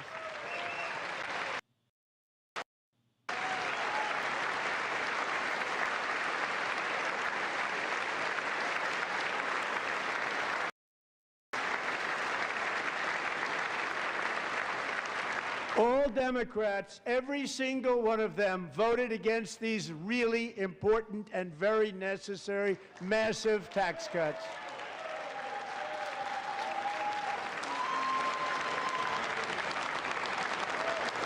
They wanted large-scale tax increases to hurt the people instead. But we held strong, and with the great, big, beautiful bill, we gave you no tax on tips, no tax on overtime, and no tax on Social Security for our great seniors.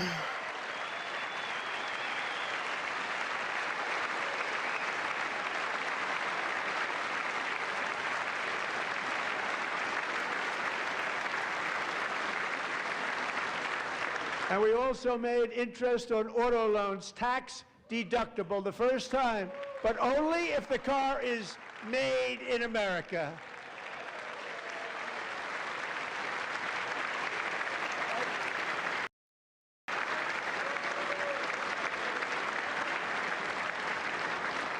Recently in Pennsylvania, I met Megan Hemhauser, a devoted mom who's homeschools her children, beautiful, 2 children, during the day while waiting tables at night as her husband works overtime operating very heavy equipment.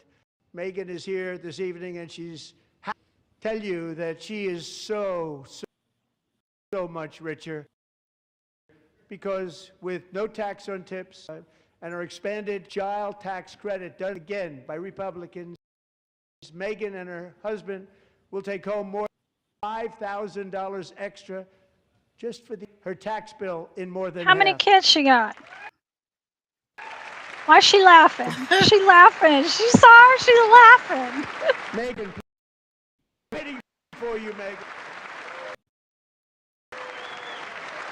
And how much did the top 1% take home in all of these tax credits? We're fighting for you, Megan. Exactly. Under our bill, parents like Megan can also activate their children's new Trump accounts. And I didn't name it. I did not name that.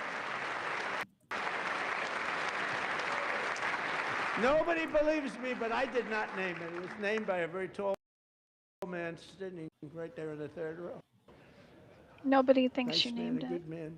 The investment accounts for every American child. This is something that's so special and has taken off and gone through the roof.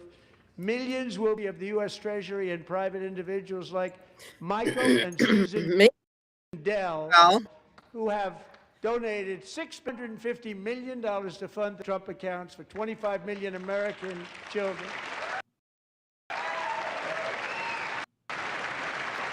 They're great people. During Black History Month, there's a reminder here that he fired black women out of force. Michael Dell, how do you make all that money? He said, while "Well, I he's just trying sat to on my brag door on some random woman, school, probably doesn't even and have a computers, child. I mean, who's and to I just say? They kept can't. selling and selling and selling. And pretty amazing story. That's called the American dream. He had computers, a lot of those laptops. So I congratulate, but I really thank him and Susan, as well as others like Brad Gerstner, a very tremendous guy. He was beginning. Brad Gerstner. Thank you, Brad.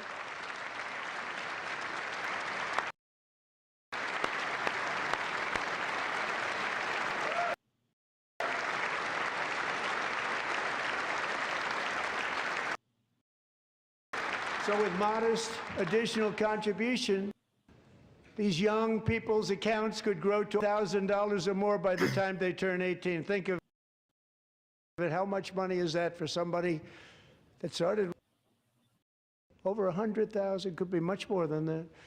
In the future, go to Trump account, TrumpAccounts.gov, and a lot of people are popular. They knew what it was going to proud of them. I'm so proud of the people that got it started. It's just taken off. One of the primary reasons for our country's economic turnaround, the victory where the Dow Jones broke 50,000 4 years ahead of schedule. P hit 7,000, where it wasn't supposed to do it for many years, were tariffs. I used these tariffs, took in hundreds of billions of dollars to make great deals for our country, both economically, national security basis. We got tariffs on that bingo. Countries off for decades are now paying us hundreds of billions of dollars. They were ripping us. Yeah, so you knew he was going to talk about the tariffs. Everybody knows it. Even the Democrats know it. They just don't want to say it. And yet these countries are now happy, and so are we. We made deals. The deals are all done, and they're happy. They're not making money like they used to, but we're making a lot of money. There was no inflation, tremendous growth, and the big story was how Donald Trump called the economy correctly, and 22 Nobel Prize winners in economics didn't. They got it totally wrong. They got it really wrong. And then just 4 days ago, an unfortunate ruling from the United States Supreme Court. It just came down. It came down. Very unfortunate ruling. But the good news is that almost all countries and corporations want to keep the deal that they already made, right, Scott? Knowing that the legal power that I, as president, have to make a new deal could be far worse for them, and therefore they will continue to work along the same successful path negotiated before the Supreme Court's unfortunate involvement. So despite the disappointing ruling, these powerful, country-saving, it's saving our country, the kind of money we're taking in, peace-protecting. Many of the wars I settled was because of the threat of tariffs. I wouldn't have been able to settle that's on the without. bingo card. Will Wars he remain in settled. place under fully approved and tested alternative legal statutes. And they have been tested for a long time. They're a little more complex, but they're actually probably better, leading to a solution that will be even stronger. What an than evil before. handmaiden. Congressional action will not be necessary. It's already time tested and They all approved. look like they've And as aged time about goes 20 by, years. I believe the tariffs paid for by foreign countries will, like in the past, substantially replace the modern-day system of income tax, taking a great financial burden off the people that I love. I'm going to mute him for a second because in the middle of this rant, for watching, if you would like to support us in the show, I am going to put up these QR codes so you can easily scan them and donate to us to help keep us on the air. And we will appreciate your support very, very much. There's PayPal, and we got 2 more. There's a spot fund there, and GoFundMe as well.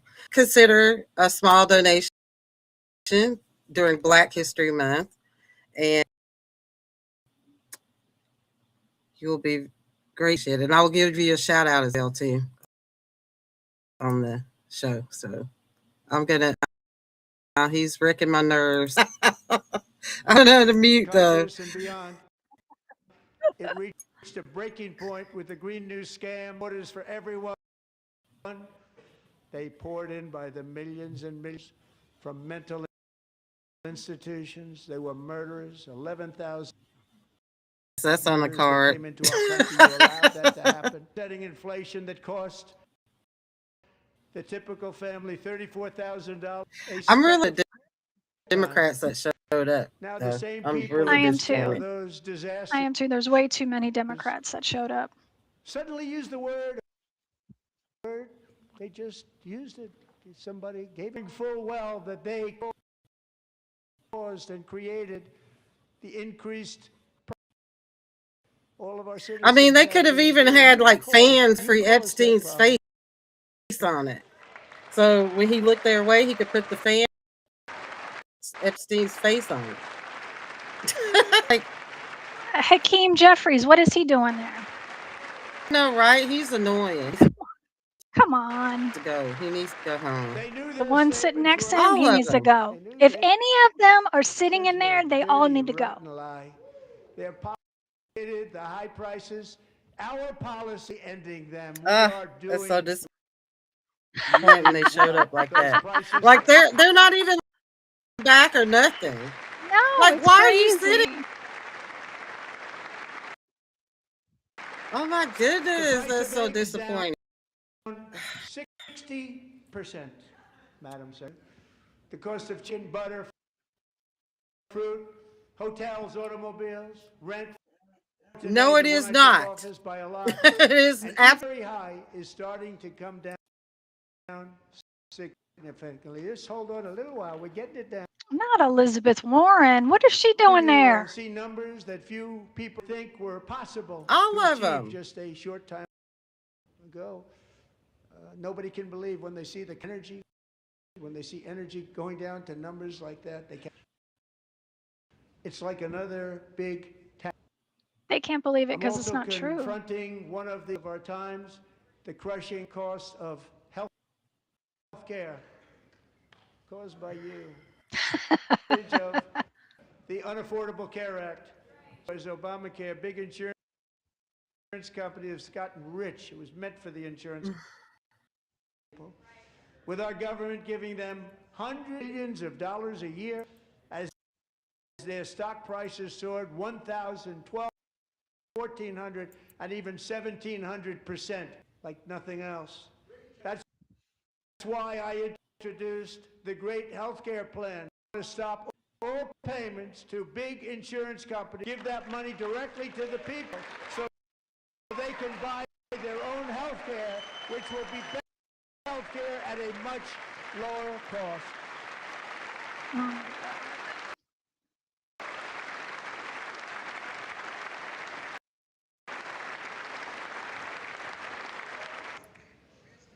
In addition, my plan requires mass transparency. That's a big deal.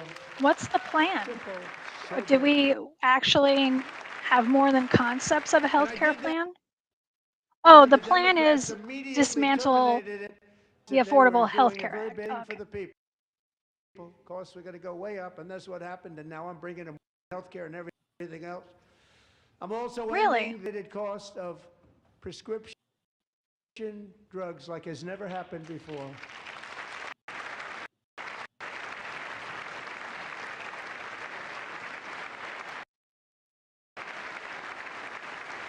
With what policy? Do it, but they never could. They tried, actually. Biden did it. That is a lie. Biden was the first president to negotiate with Big Pharma and lower prescription drug prices. Under my just enacted most favored nation agreements, who have for decades paid by far the highest price anywhere in the world for prescription drugs, will now pay the lowest for drugs anywhere. The lowest price.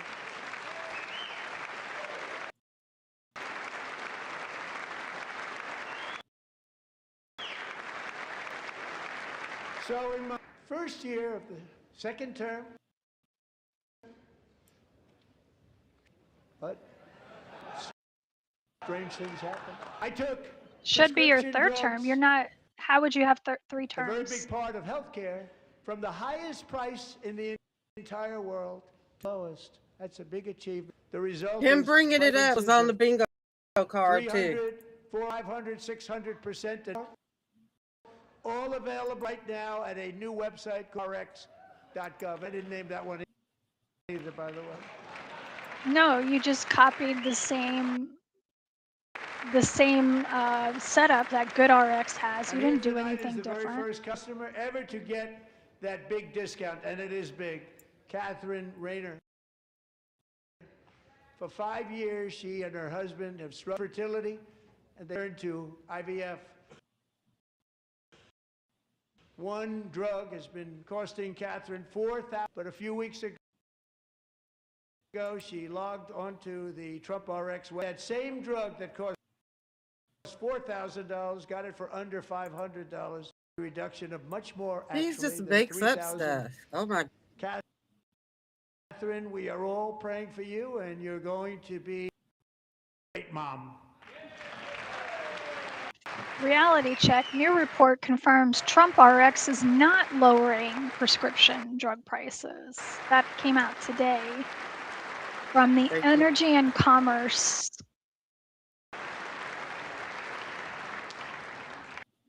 So now I'm calling on Congress to codify the favored nation program into law. Now, the one thing I'm not sure it matters, because somebody that comes along after me to say by 700 or 800%. It's even worse than Good RX, because Good RX will show you generics. Trump RX doesn't show the generics. Energy demand from AI data centers could unfairly drive up there. Tonight, I'm pleased to announce that I have negotiated the new protection pledge. You know what that is? Which companies that they have the obligation to provide for their own power needs. They can build their own power plant out of their factory, so that no one's, and in many cases, prices of electricity will go down very substantially down. This is a unique strategy never used before. We have Trump's expected State of the Union ratepayer protection pledge on data centers is nonsense. So I'm telling them they can build their own plant for electricity. It will ensure the company's ability to get electricity while at the same time prices of electricity for you, and could be very cities and towns. You're going to see some good things happen Because over there. those tech bros are going to the American dream that has been take money under out of their to pay for their own stuff. They're gonna they're using loopholes to make us pay, and they're gonna stay of making us pay. Paid all cash and turned those Somebody houses wrote him to read it off and say, "Oh, this sounds good. Go out there and read this." You know, knowing well, that's not going to be the case. Right. Street investment firms from buying up single-family homes.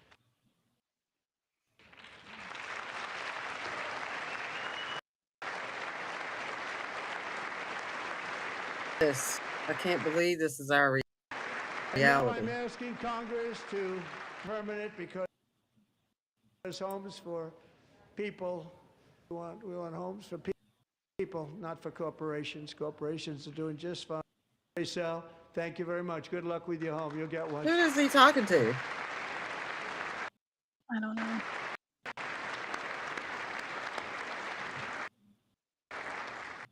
We're also working to make it easier for retirement.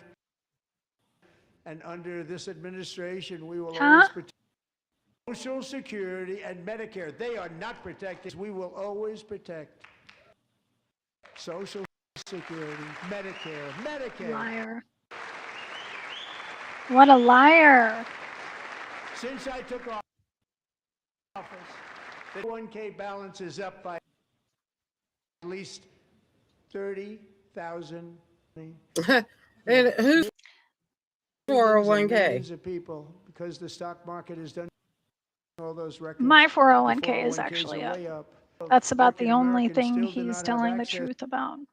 To a retirement But my 401k was also doing well under Biden. This gross disparity, And I'm probably going to lose any sort of gains that I've made pretty soon. Access to the same plan offered to every federal worker. And here's the thing. We will match your because of everything, I've had to take a loan out against my 401k. We are now in the most amount of credit card debt in this country that we've ever had. Members of Congress So it's a good thing people's can 401ks are I going was- up because they're going to need to from borrow using it against it. insider inf- I've been trying Foreclosures are to sky reach my high. goal. I end up out there on the landlord's like he's like I've got to have some money.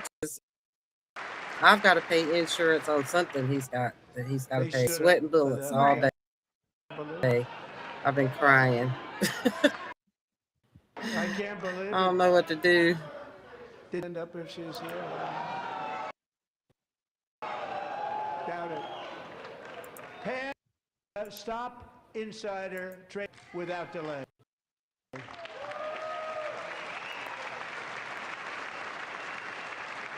They didn't hold signs about the e-files, anything. They're just sitting there, just to sit there.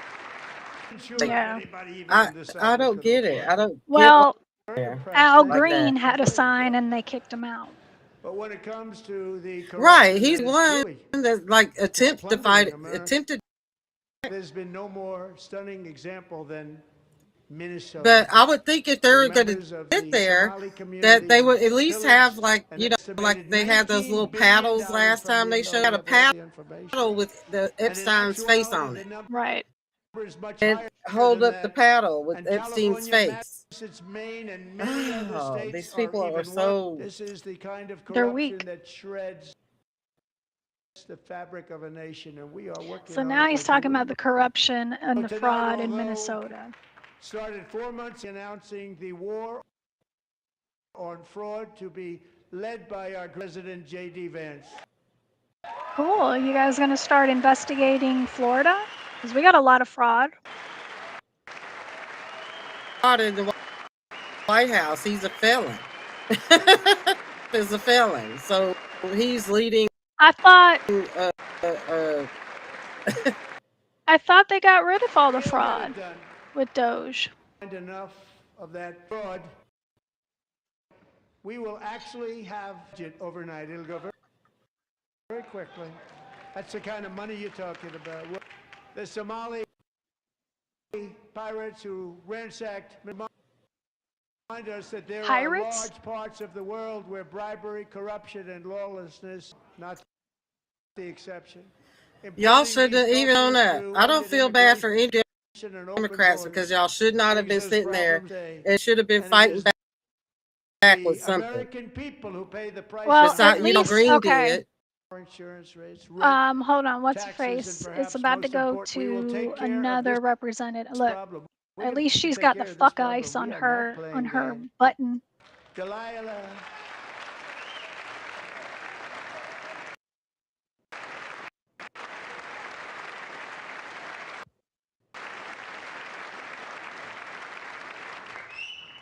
Delilah Colvin was only 5 years old in June 2024 when a 18-wheel tractor stopped a car traveling at 60 miles an hour. The driver was an illegal alien let in by Joe Biden and licensed by open borders politicians, and doctors said Delilah would never be able to walk or talk. She wouldn't even be able to eat again. But again, she is now in the first grade learning, and she's here this evening with her dad, Marcus, a fantastic How man, dare a great he inspiration. prop Please stand up up. any people of color when he's deporting people of color left and right?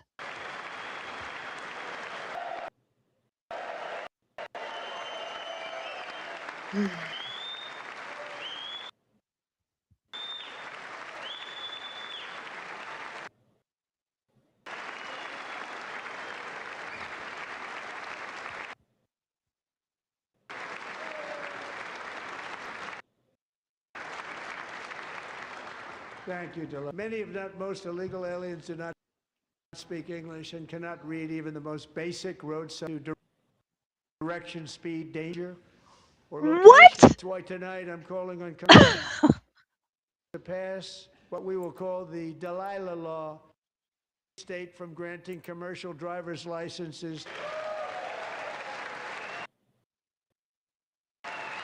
I'm pretty sure you're a fucking moron.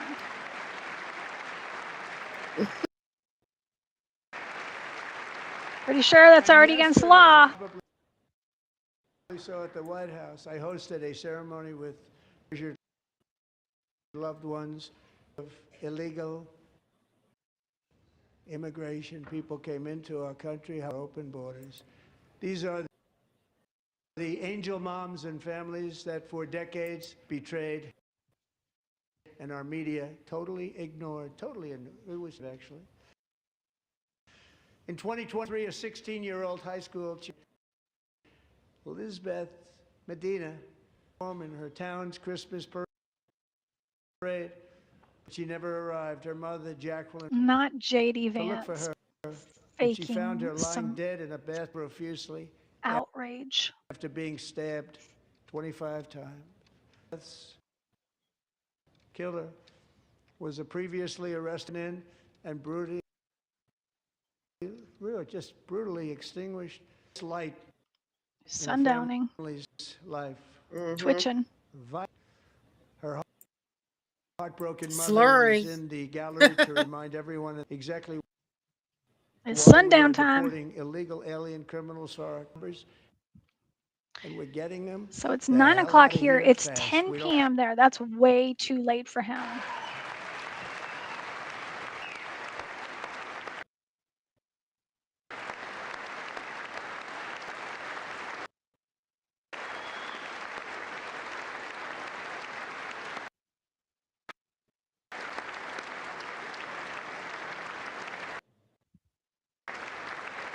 Thank you very much, Jacqueline.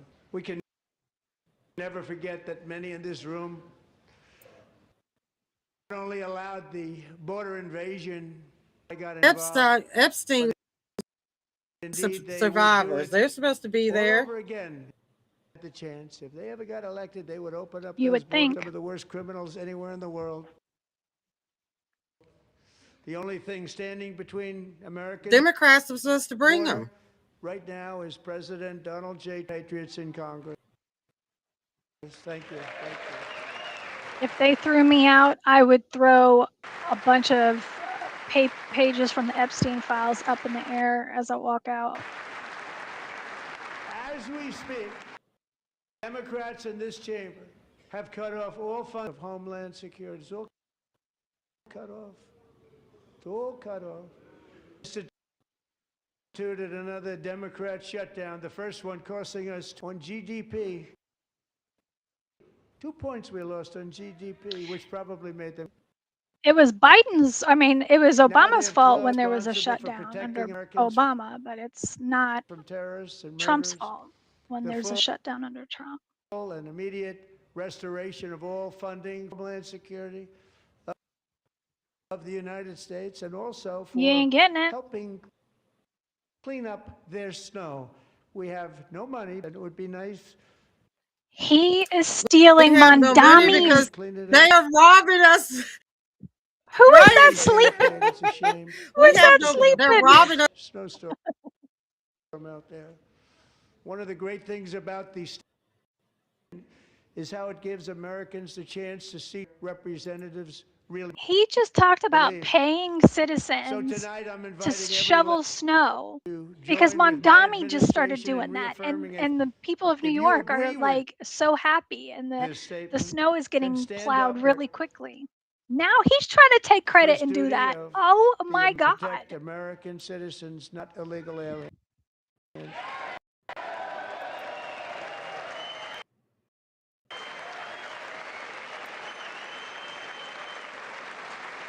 He's so mad. He's so mad.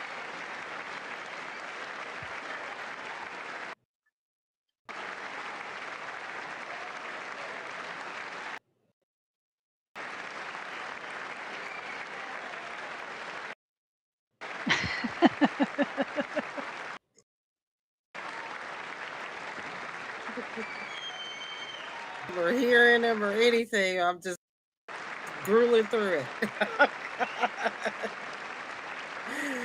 Oh my goodness. See, this is our reality.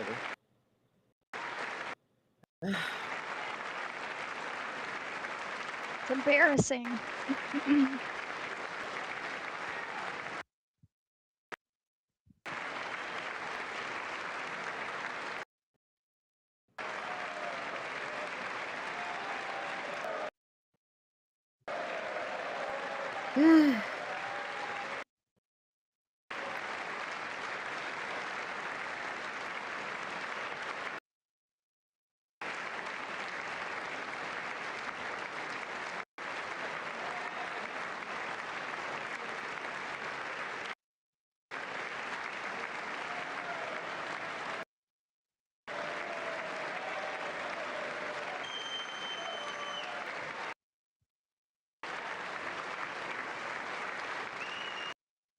The big mean Democrats.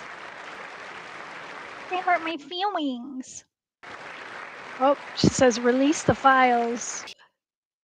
Shame. You should be Oh. ashamed of yourself not standing up. Be ashamed of yourself.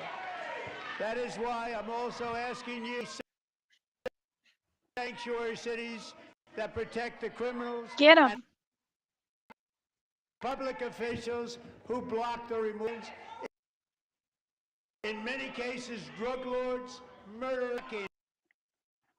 That's what I'm talking about. Somebody's yelling at him. These people out of our country, and you of yourself.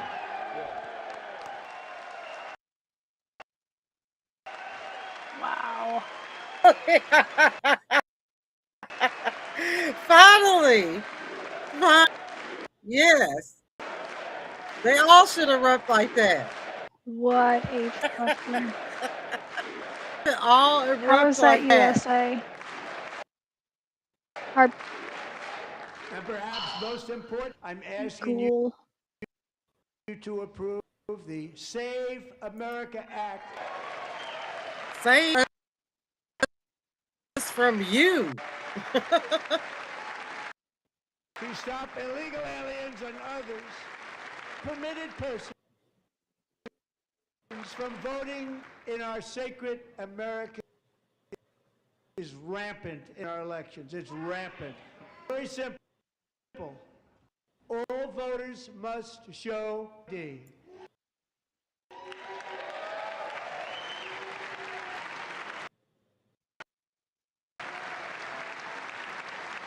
It's a pedophile? Is that what they screamed at him?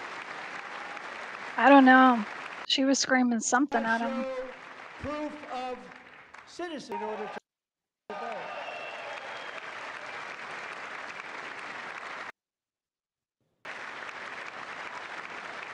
And no duplicate mail-in ballots except for illness, military, or travel.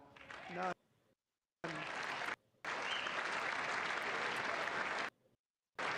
And this should be an easy one. And by the way, it's percent including Democrats. 89%.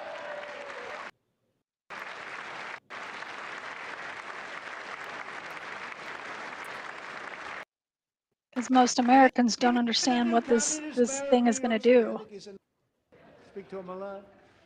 Bad policy, but just said they want people to shovel snow. They got hit. Want them to shovel snow, but if you apply for that job, original forms of ID and a social security card. Yet That's for any job. identification for the greatest privilege in America. Now it's no good. That's not a privilege, it's a right, you dumb motherfucker. Democrats overwhelmingly agree on policy that He just called voting a privilege. and Congress should unite and common sense, country-saving legislation should be before anything. Who I'm more upset with those people around him clapping and encouraging him. Because at this point, his brain is mush. But those people know. And they're just him or anything. They're the worst. Because we already know how bad he is.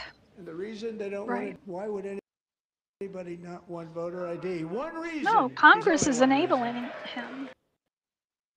They make up all excuses. All the They Republicans say in Congress.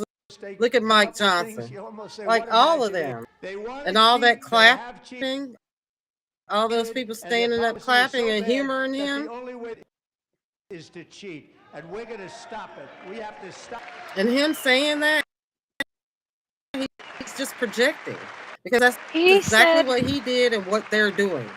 he said the only way they can get elected is by cheating, and we're going to put a stop to One it. more opportunity to show common That's what they're doing, and that's what they're going to do. gallery tonight are Just Anna tell. and her mother, Michelle. In 2021, Sage was officials in Virginia sought to social her to a new gender, treating her as a boy and high parents. Hard to believe, isn't it? Lies. Sage To believe ran for away him. from home after she Lies. was found in a horrific in Maryland. A left-wing judge raged to her parents because they did not immediately state that there was their son. Sage was thrown at home and suffered terribly for a long time. But today is behind them because Sage is a proud and wonderful full-ride scholarship to Liberty University. Please stand up.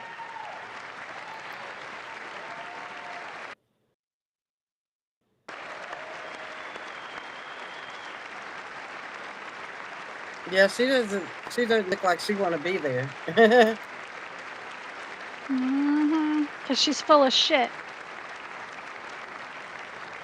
And thank you for your great bravery. And who can believe that we're even speaking about things like this?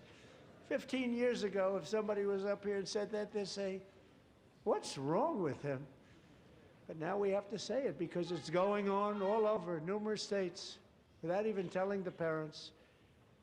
But surely we can all agree no state can be allowed to rip children from their parents' arms and transition them to a new gender against the parents' will. Who would believe that we're even talking about this? We must ban it, and we must ban it immediately.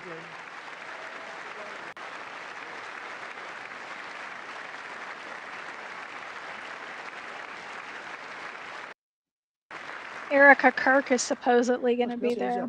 These people are crazy. I'm telling you, they're crazy. Wow. Wow. He is They're crazy. unhinged and losing it. Because he's so mad that they're not standing up and kissing his ass. We're lucky we have a country with people like this. Democrats are destroying Somebody's the country, drinking but we liquor. stopped it That just layer, in the nick of time. that in the dark Yep. jacket, it Yeah. looked like she was sipping some liquor. Hard. Yeah, we saw you.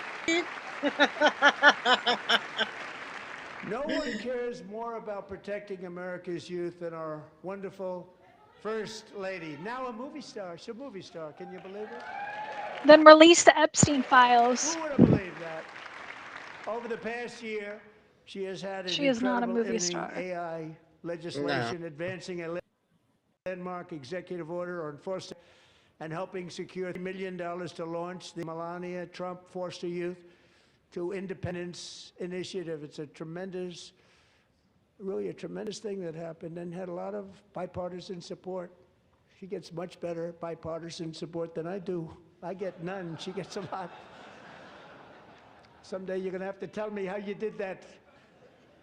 And students and educators in every state have joined the First Lady's efforts in the presidential AI challenge, keeping America's next generation positioned to succeed and strongly succeed in the future.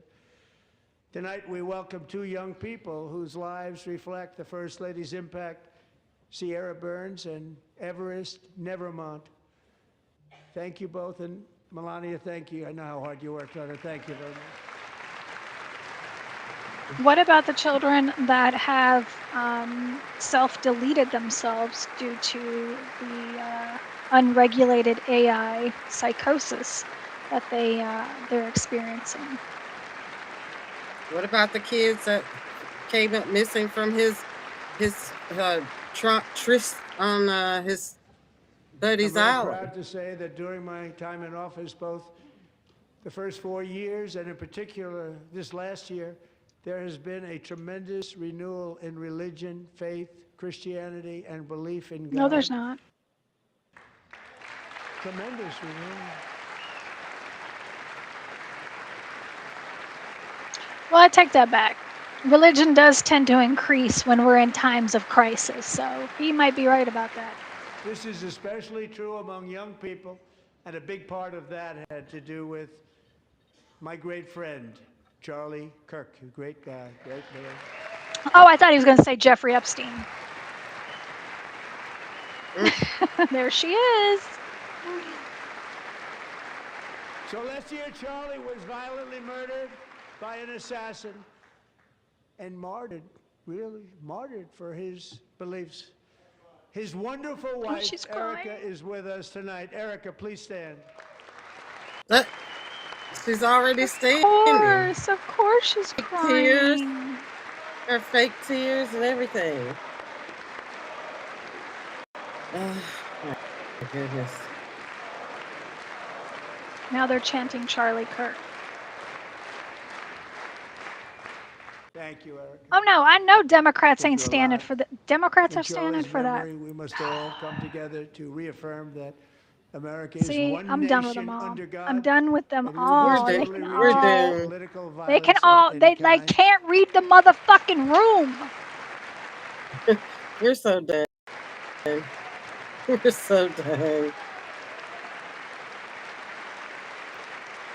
We love religion, and we love bringing it back, and it's coming back at levels that nobody actually thought possible. It's really a beautiful thing to see. Above all, unleashing America's promise requires keeping our communities safe.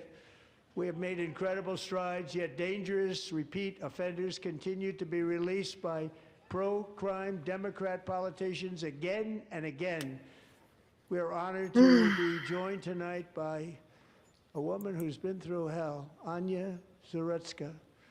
In 2022, she and her beautiful daughter, so beautiful, what a beautiful young woman, Irina, fled war-torn Ukraine to live with relatives near Charlotte, North Carolina. And by the way, what's going on with Charlotte?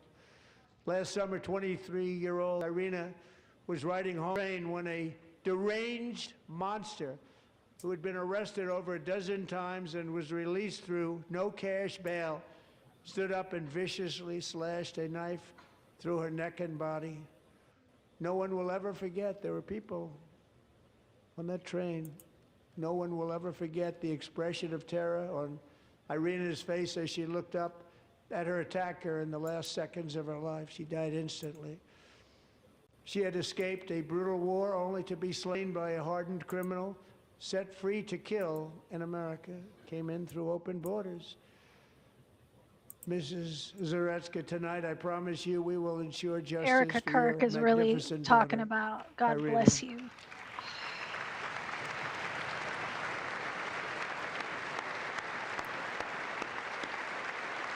And don't worry about what he's doing to your friends and family back home in Ukraine. So, you know.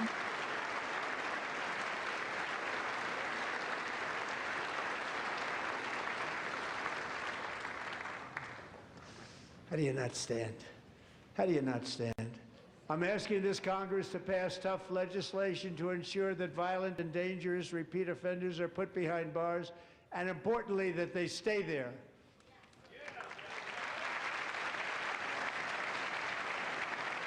I noticed Nancy Mace is wearing a big butterfly pendant. Starting last And I think summer, that is I enough deployed for our the National Guard and survivors. federal law enforcement to restore law and order to our most dangerous cities, including Memphis, Tennessee, big success, New Orleans, success, and our nation's capital itself, Washington, D.C., where we have almost no crime anymore in Washington, D.C. How did that happen? Why isn't he like sending troops and everything down to Texas? I would think that there would be a Probably, if you have undocumented immigrants, they're probably a big population in Texas. Well, that's where his buddy is. So he doesn't want to, he'll probably do that at the last minute because same in my state. He's got buddies here, like Marsha Blackburn and Governor Bill Lee. They're his friends. They don't like to hear that. One of the sick people, one of the brave service members who helped achieve this stunning turnaround was 20-year-old West Virginia Army National Guard Specialist Sarah Beckstrom. After a 4-month deployment, she voluntarily extended service, and her rank was to be lifted. She was doing so well. They were so proud of her. But the very next day, she was on patrol near the White House when she was ambushed and shot in the head by a terrorist monster from Afghanistan. And her death is on your hands. They should not have been deployed there. She was shot. Here, he didn't like people wearing our uniform. He was sick and deranged. Sarah Beckstrom died in our capital, and we are honored to be joined by her wonderful parents, Gary and Eva Lee. Your daughter, a true American patriot, and will be greatly missed. She was a great person. I saw reports on her. They've never seen anything like her. He doesn't know who she is. I've never seen anything like it because you don't know anything about her.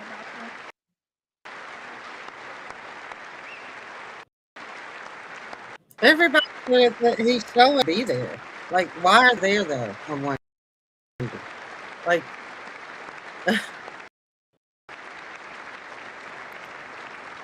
So sorry. Thank you very much. A great young lady. I saw reports that were like, he's so perfect. Serving alongside Sarah was Staff Sergeant Andrew Wolf. The terrorist shot Andrew in the head. He could possibly make it. Sarah and Andrew both shot. Sarah even said that she didn't want to be there. Neither was expected to be. Weren't even given a chance, except his named Melody, who I spoke to the same night, positive. The doctors thought that Andrew was gone. it looked like they are really Mr. President, Andrew will be fine. angry about being there, but I mean, blame it themselves. He was given almost no chance. She said, I have no doubt, sir, he's going to be okay. This was a conversation that I had with her that night, helplessly in bed, blood all over. Everybody is praying. She's Oh my God, weirdo. He will be okay, the doctors saying.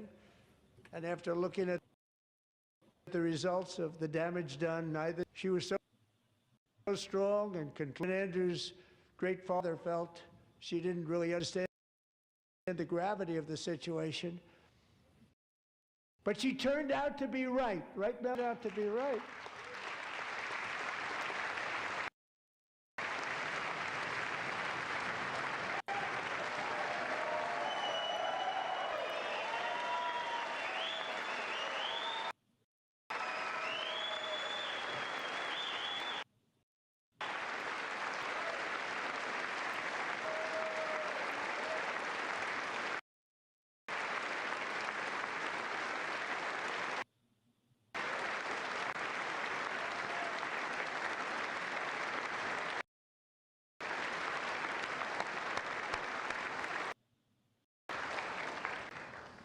Amazing, actually. I said, where does this woman come from? She's the most positive person I've ever met. With God, has battled back from the edge of death and about the edge of death. On his way to a miraculous recovery. He's got a little work to do, but he's doing. Nice to see. He's a good-looking guy. Nice to see you. Thanks, Andrew. Thank you very much.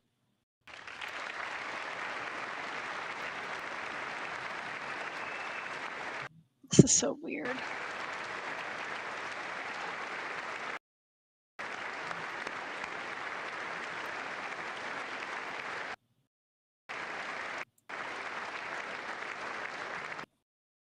up, now I'm going to ask respected General James Seward to present Staff Sergeant Andrew Wolf and the great Sarah Beckstrom with the award Great President George Washington himself. It's called the Purple.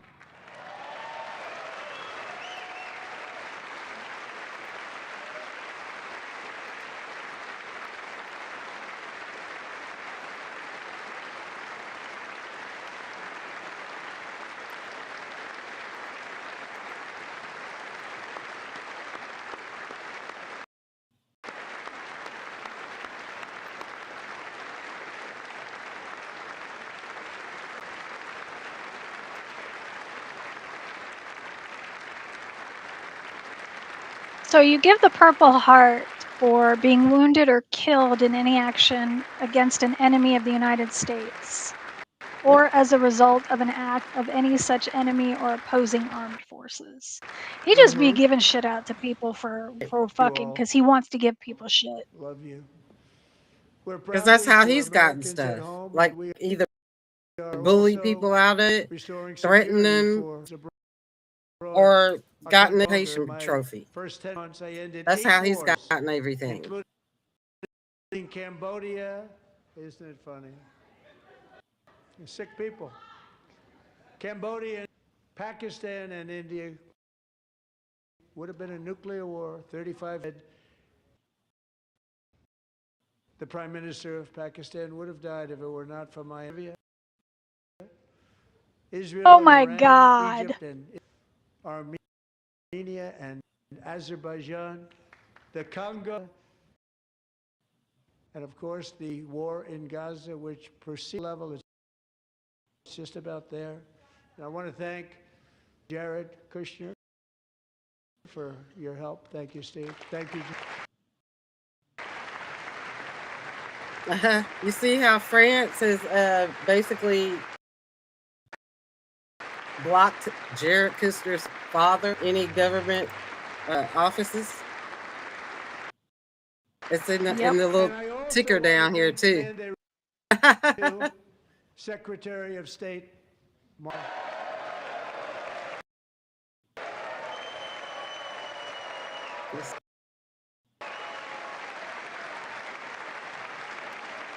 Yeah, you sold your soul. We see right through you. May you have a eternal hellfire. You know, Marco got 100% of the votes when he was around from. I think our next one was about 54%. And some of the Democrats are now saying, "I can't believe we approved that guy." I can't And he believe said they it's approved an any of them. honor that they feel that way, right, Marco? Yeah, great Secretary of State. I think he'll go down as the best ever. Yeah, I just don't get it. Why are y'all there for the Democrats? And why are they there? If they're not going to yell like, it's like Al Green did. Both living and been What? returned home. Can you believe that?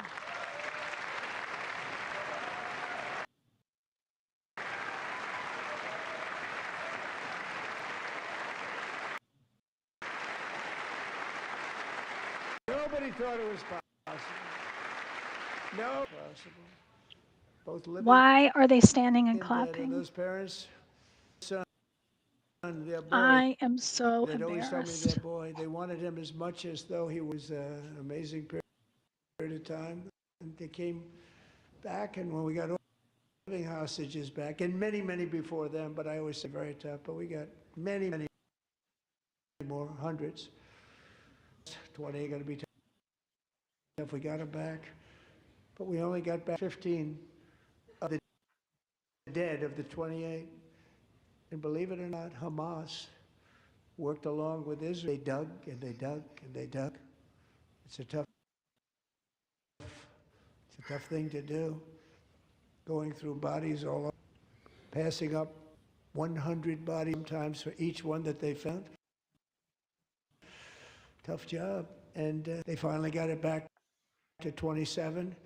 And then Steve and Jared, they found all 28. Nobody thought that was possible, but we did it. And remember, the family of the 28 was so grieved, but they were so happy as it's to be. They had their boy back. The mother said, "Sir, what a period of time that was," but we got them all back. So thank you both very much. What the world is he saying? What is he talking about? And why are the Democrats standing and clapping for this? The hostilities increased in that region because of his actions in the first administration. 5,000 soldiers are dying each and every 5,000 soldiers are dying a month. A war which would have never happened if I were president. As president, I will make peace wherever I can, but I will never hesitate threats to America wherever we might. Why in a breakthrough operation last June, the United States military Iran's nuclear weapons program with an attack on Iran's Operation Midnight Not true. Hammer.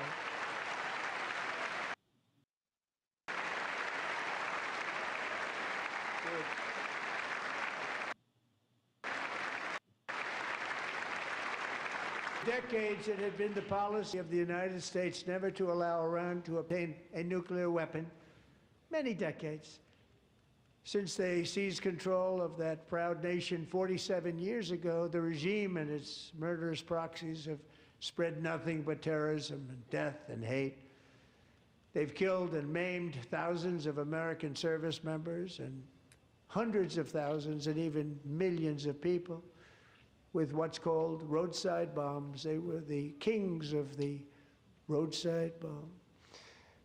And we took out Soleimani. I did that during my first term. He was the father of roadside bomb.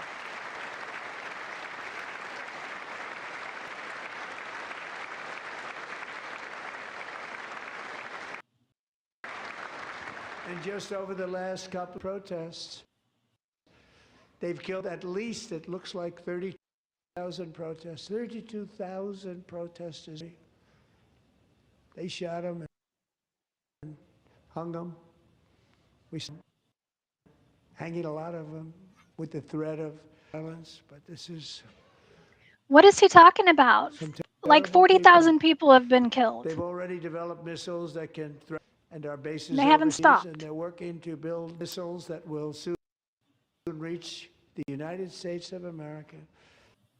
After Midnight Hammer warned to make future attempts to rebuild the weapons program, and in particular nuclear weapons. It's like he's If they falling asleep continue bringing it all while over, he's we talking wipe to it out himself. and If wanna you- start all over again.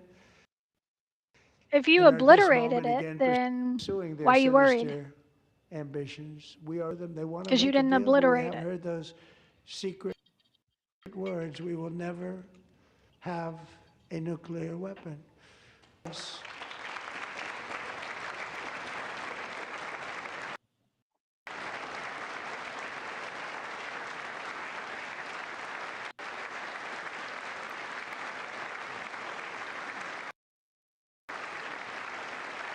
My preference is to solve this problem through diplomacy. Thing is certain, I will never allow the world's #1 sponsor of terror, which they are by far, to happen. Can't let that happen.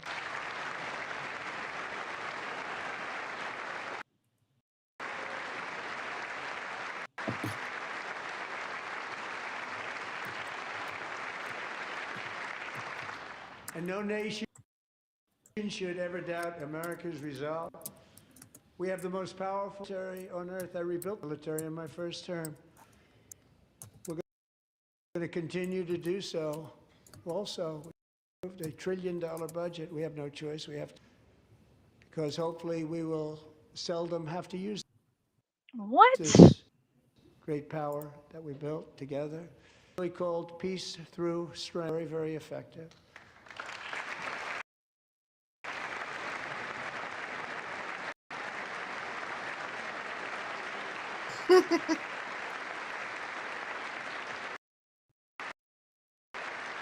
So thanks to Republican in Congress, we're investing that record number of dollars, have no choice, in the United States Armed Forces.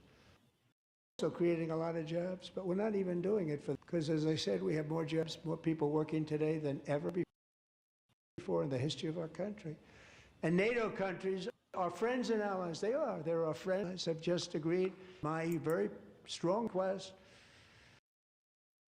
to pay 5% of GDP for military defense rather than the 2% we were paying for almost all of that. Now they're paying 5 as opposed to not paying 4. No countries are going to agree to any of that. I mean, the voice. We got it really easily with one meeting. Yeah. And,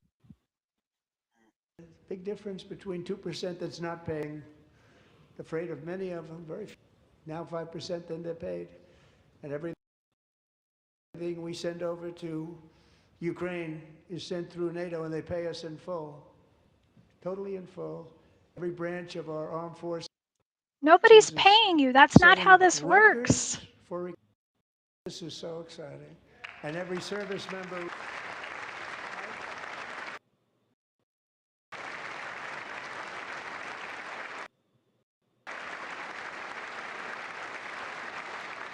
And every service member recently received a warrior dividend of $1,700.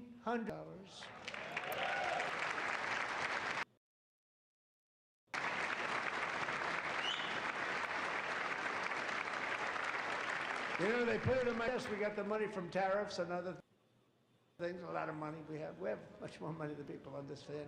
Have to rebuild that program a little bit, but we got the money, and it was $1,775, and they wanted my approval. And I said, what's the number? $1,775. I said, wait a minute, for one more dollar, we can have $1,776. It's going to. I figured that I never asked anybody if we could afford it. One more, 76. And I said, that's good. And I'll tell you what, our military. Didn't he take that money and just take it away from like the military housing to give them that dividend check? That was also taxed. And we call it 1776. It was great. And we love our military. We love our law enforcement. You know, the firemen don't get mentioned enough. We love our firemen. We're also.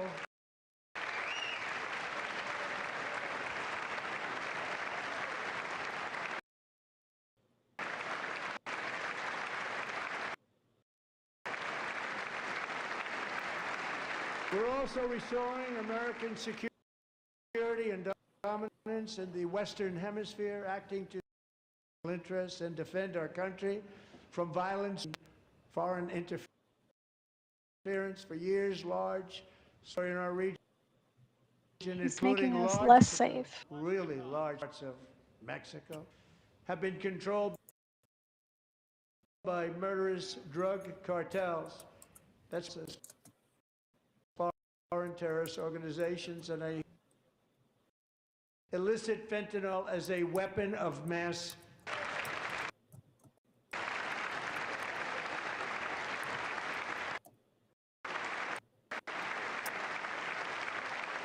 And with our new military campaign, we have stopped coming into our country and virtually stopped it completely coming in by water or sea. You probably noticed that.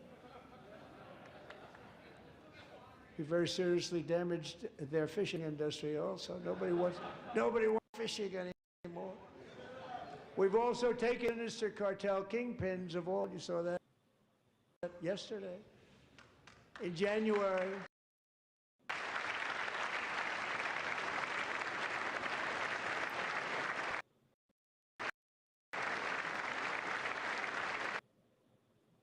Oh my God.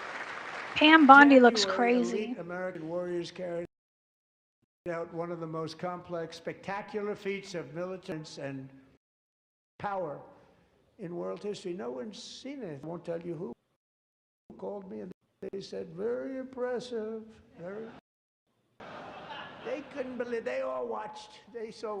This is a different fighting force that we had years ago when we fought to tie. You know, it's a great fighting force. I'm so proud of. Look at Space Force. Space Force is my baby because we did that. Something so important.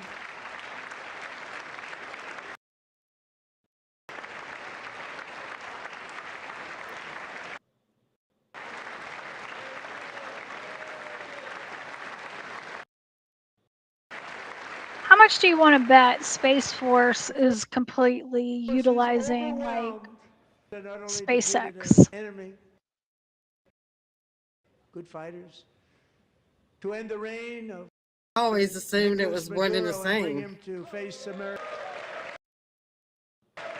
Yeah, okay, Elizabeth, I didn't hear any of your crowing after you should have shown up. And all your crowing, you never have any solution to what you are going to do. Because we, the people, do what we can. And we can. You know, but I can't stand these politicians like Elizabeth Warren going over there and screaming about stuff that we already know, and they are not saying what they're going to do about it. Anything, because they're sitting there listening. They're just sitting there, not fighting back. Green had some gumption. Into the regime's really Infuriating. Alejandra feared she would never see her uncle again. She feared for her own life also. But since the raid, we have worked with the new leadership, and they have ordered the closure of that vile prison and released hundreds of political prisoners already, with more to come. Alejandra, I'm pleased to inform you that not only has your uncle been released, but he is here tonight. We brought him over to celebrate his freedom with you in person. Enrique, please come down.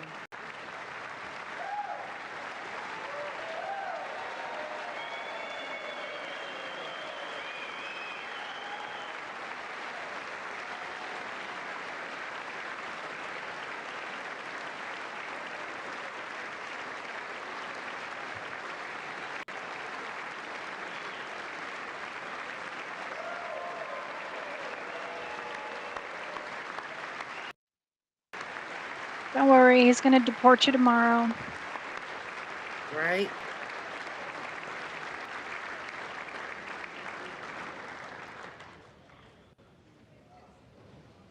Thank you, Enrique. Have a good time. Nice to have you back, Enrique. Such bullshit. Yeah, There were yeah, many I'm sure. heroes on that January raid to capture Maduro. Really great heroes. It was very dangerous. They knew we were coming. They were all set.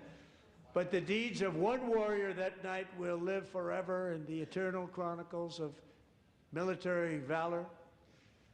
Chief Warrant Officer 5, Eric Slover, planned the mission and was the flight lead in the cockpit of the first helicopter. A big, beautiful, powerful helicopter. It was a massive Chinook carrying, as you can imagine, many American warfighters. Wearing the dog tags, his wife Amy had blessed with holy water before he left. She knew it was going to be a rough one. Eric steered the Chinook under the cover of night and descended swiftly upon Maduro's heavily protected military fortress. This was a major military installation, protected by thousands of soldiers and guarded by Russian and Chinese military technology. How did that work out? Not too good. While preparing to land, enemy machine guns fired from every angle, and Eric was hit very badly in the leg and hip, one bullet after another. He absorbed 4 agonizing shots, shredding his leg into numerous pieces. And yet, despite the fact that the use of his legs was vital to successful helicopter flight, legs are the most important part of flying a helicopter.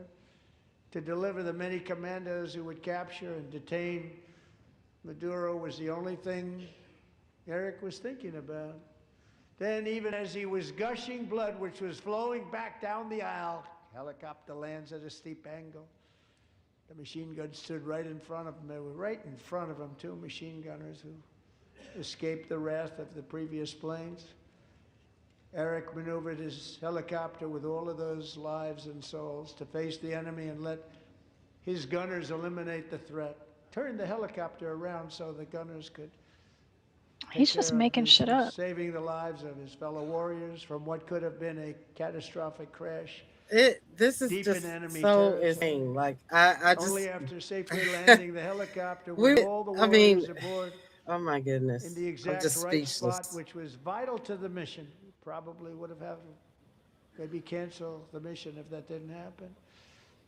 Eric told his co-pilot, also wounded, but not as gravely, to take over. I'm about ready to pass out.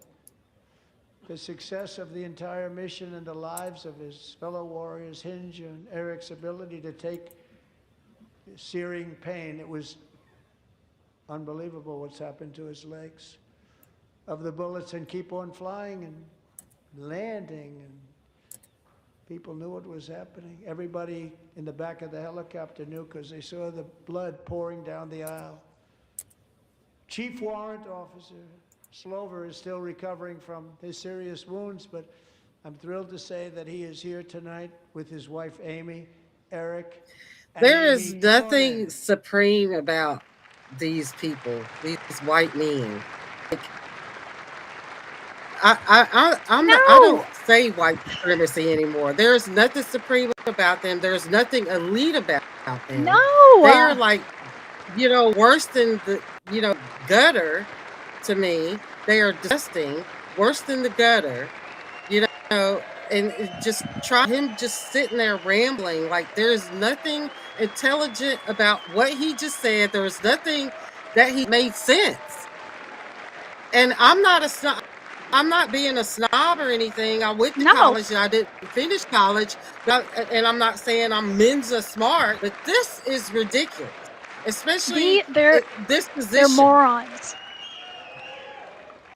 People They are around the world are morons. looking at this and looking at us like, In recognition of Eric's actions above and beyond the call. I mean, of okay, duty, I gotta mute him real quick.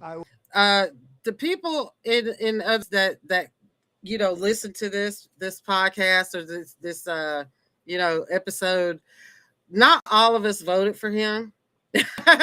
Some of us are in marginalized communities that did not have the numbers to make a difference to vote against him, but we tried. But we did not vote this in. And it is every day so infuriating to me. Like, the mediocre. I mean, I hope everybody realizes that white people are that these white people are not the top tier. They're absolutely not the top tier. No. He especially is not. He's just like, nothing about what he just said or spewed. It's just like, what are your thoughts?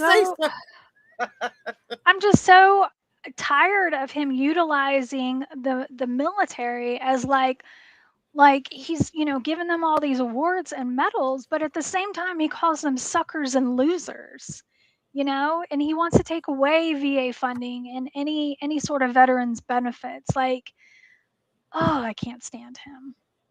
Really can't. I'm just like, I am, and the sound of his voice, the look of his face. I mean, I'm sitting here for perspective, for content right now, grueling through this with my friend here, Vanessa. Other than that, we're doing this. We're live streaming this for you guys, to pick apart, and then you like to have a record or whatever if you want to come back. We'll have some clips too at the end of this, so I'll post like clips here and there. I'll send you the clips too after this. But yeah, this is ever since 2015, this has been insanity to me. Ever since 2015, he slithered down that escalator. Yeah. This has been insanity to me. Like I wasn't giving anybody the benefit of the doubt. You know, I was not looking at this being a joke because I did not have the luxury to look at what he was saying and doing as a joke since 2015.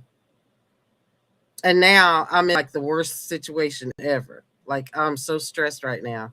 Like I said earlier, I won't get into detail, but I've been crying like all day. All I did was just put on some lipstick just because my eyes are puffy. But this is just like this, and I'm Buddhist, Namo Buddhaya. I have to breathe because this is a test to my practice every day. Right? This is a test of my practice every day. So I can only just imagine what he's saying now. So I'll unmute so we'll get to hear what he's saying. Who is this guy? To his own plane and being seriously hurt. His story was secret for over 50 years. He didn't even want to tell his wife, but the legend grew and grew. But tonight, at 100 years old, this brave Navy captain is finally getting the recognition he deserves. He was a legend long before this evening. Royce, please stand up, and I will ask the First Lady of the United States to present Captain Royce Williams with his Congressional Medal of Honor. How many more medals and awards are we going to hand out here tonight?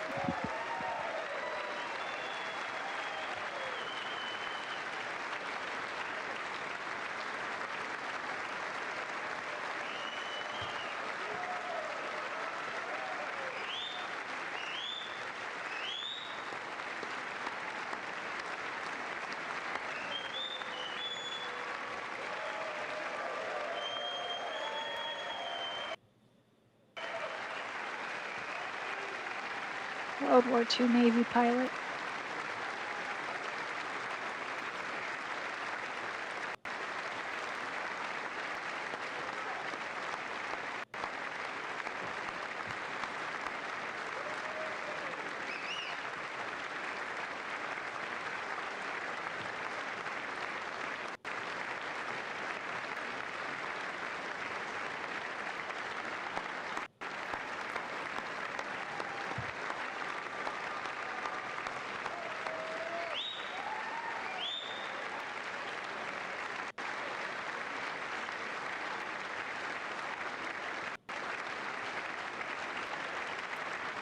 And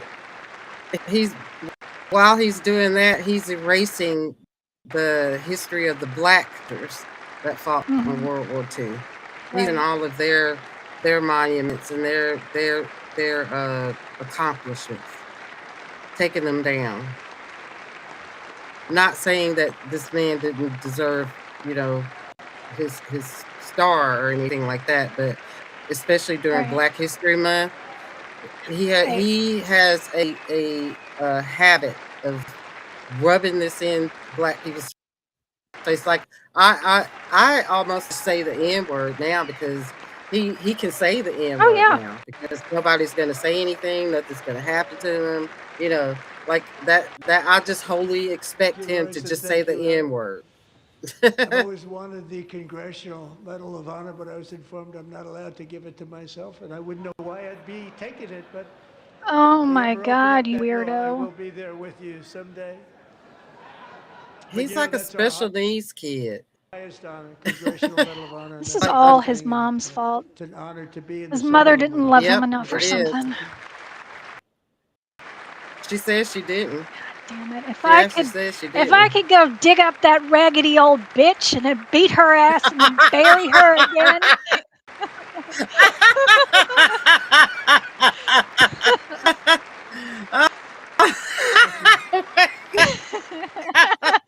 250 years of time in the life of a nation. Get up and give him Oh God. It's really a mere moment in the eye of. You should have swallowed Get out of that it. hole and give him a hug. Gallery this evening.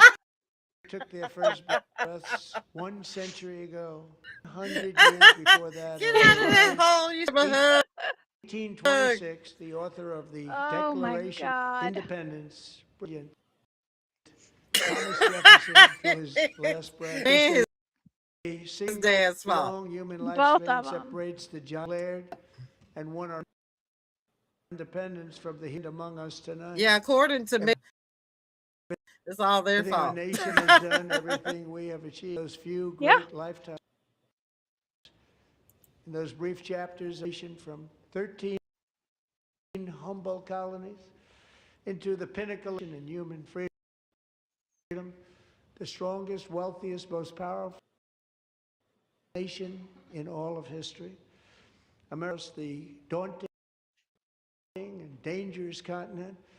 We carved path for giving wilderness, settled a boundary, named the beautiful, but I hope very, he very dangerous breaking wind wild left and right, and those two from fucks empty behind him marshes have and to wide sniff it open all up. plains, the world's greatest cities. Together we mastered the world's mightiest industries and shattered history's monstrous schemes, liberated millions from the chains Oh, of shit. fascism, communism. Americans lifted humanity into the skies on the aluminum and steel, and then we launched mankind into the stars on sheer American will and unyielding. What is we wired this? the globe with our What is ingenuity. this? Reality? We Oh my. captivated the planet with American culture, and now we are next great American breakthroughs that will change all of this and so much more is the enduring legacy of the hardworking patriots who built this country and who still carry the hopes and freedoms of humanity's backs. For years they were forgotten aside, but that great betrayal is over. And again, Fuck's he when the talking about? world needs courage, daring, vision, and it is still turning to America. I mean, And what we is he nation to talking about? work his miracles. He knows exactly. Ask.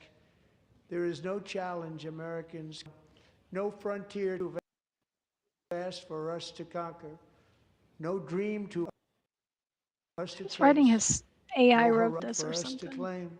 For our destiny is written by the hand of providence. These first 250 years were just the beginning. Border towns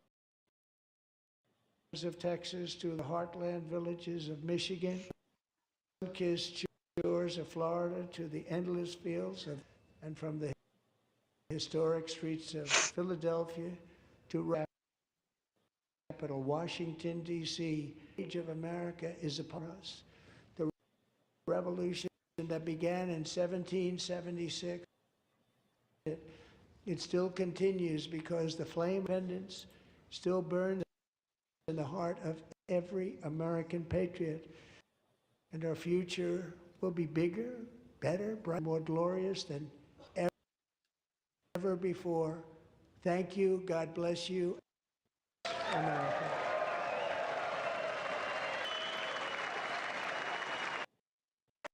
What a fucking shit show that was. A whole 3 hours of nothing.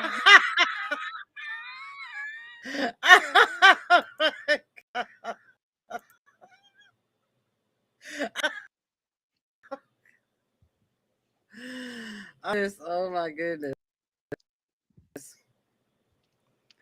And then to Oh, be goodness. like,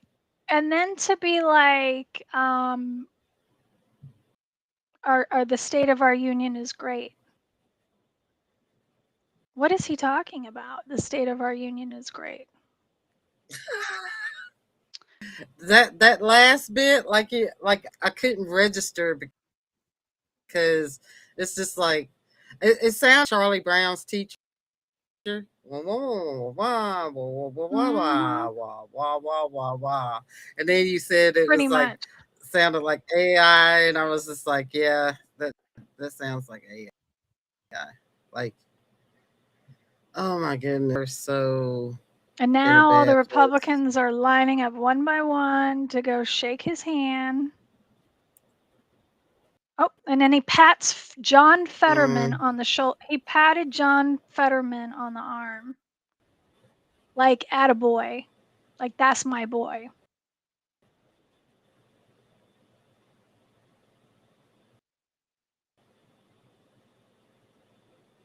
Let me see here. I do think Trump's been on some Ozempic.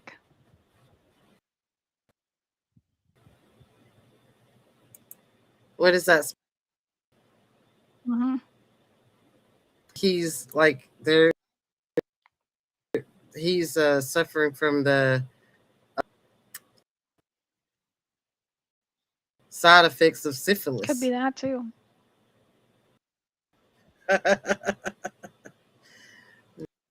See if. Okay, I'm gonna flip this around to Don Lemon and get his. Yes. Okay, that's where everybody is. Let me flip this around. Don Lemon.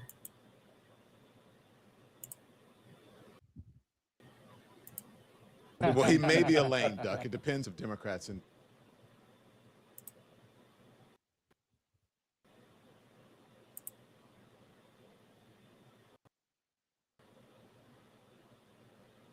in the midterm. Somebody's getting an autograph. If Democrats Some motherfucker wore a tie with his face all over it. don't win, Oh my God.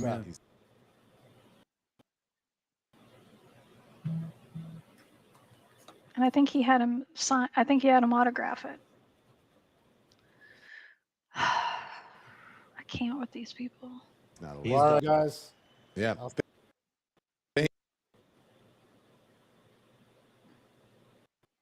Anna Paulina Luna shaking his hand.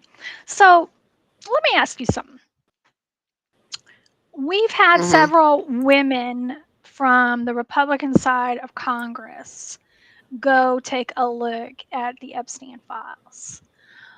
But like Nancy Mace, Lauren Boebert, Anna Paulina Luna have looked at them.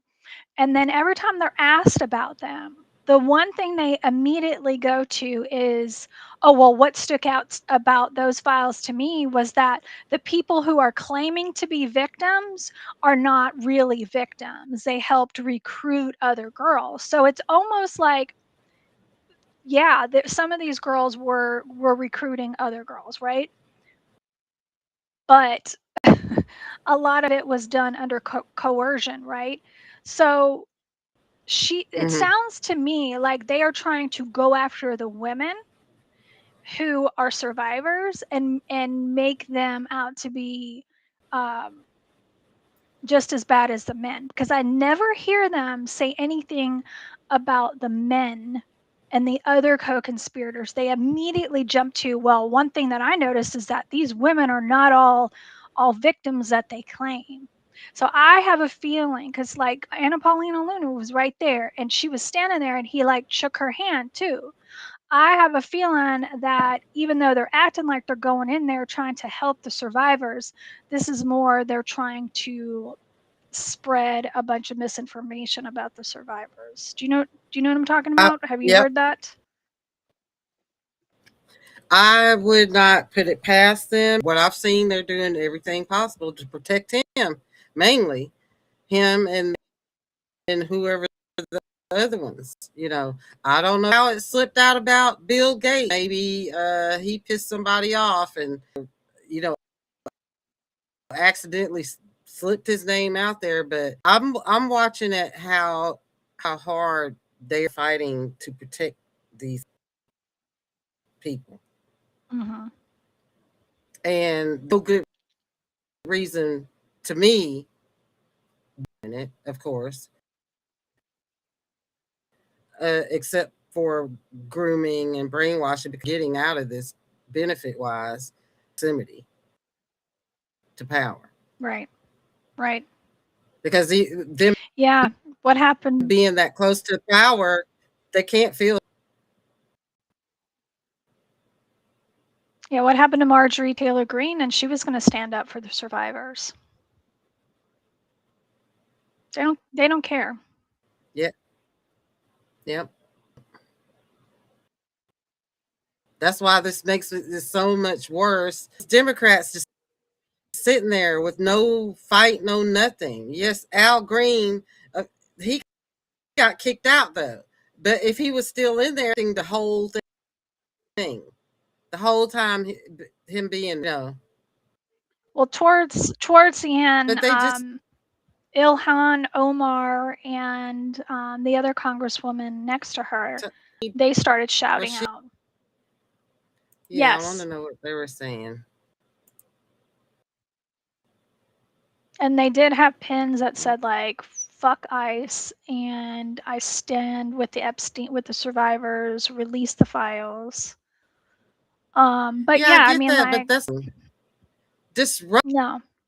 Like if they had a fan with a big face of Epstein on it, they could have put up.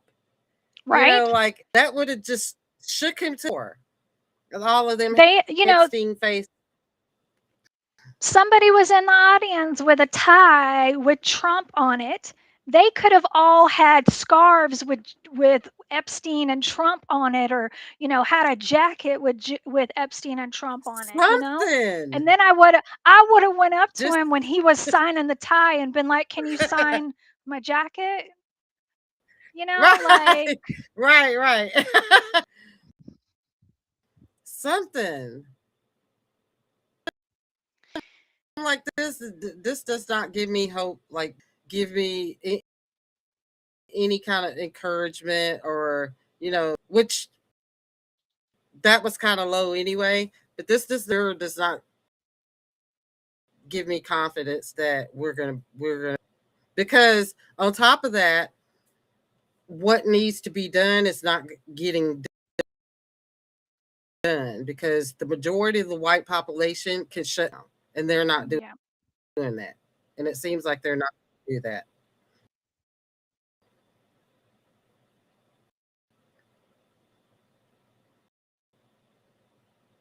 And I hate, I'm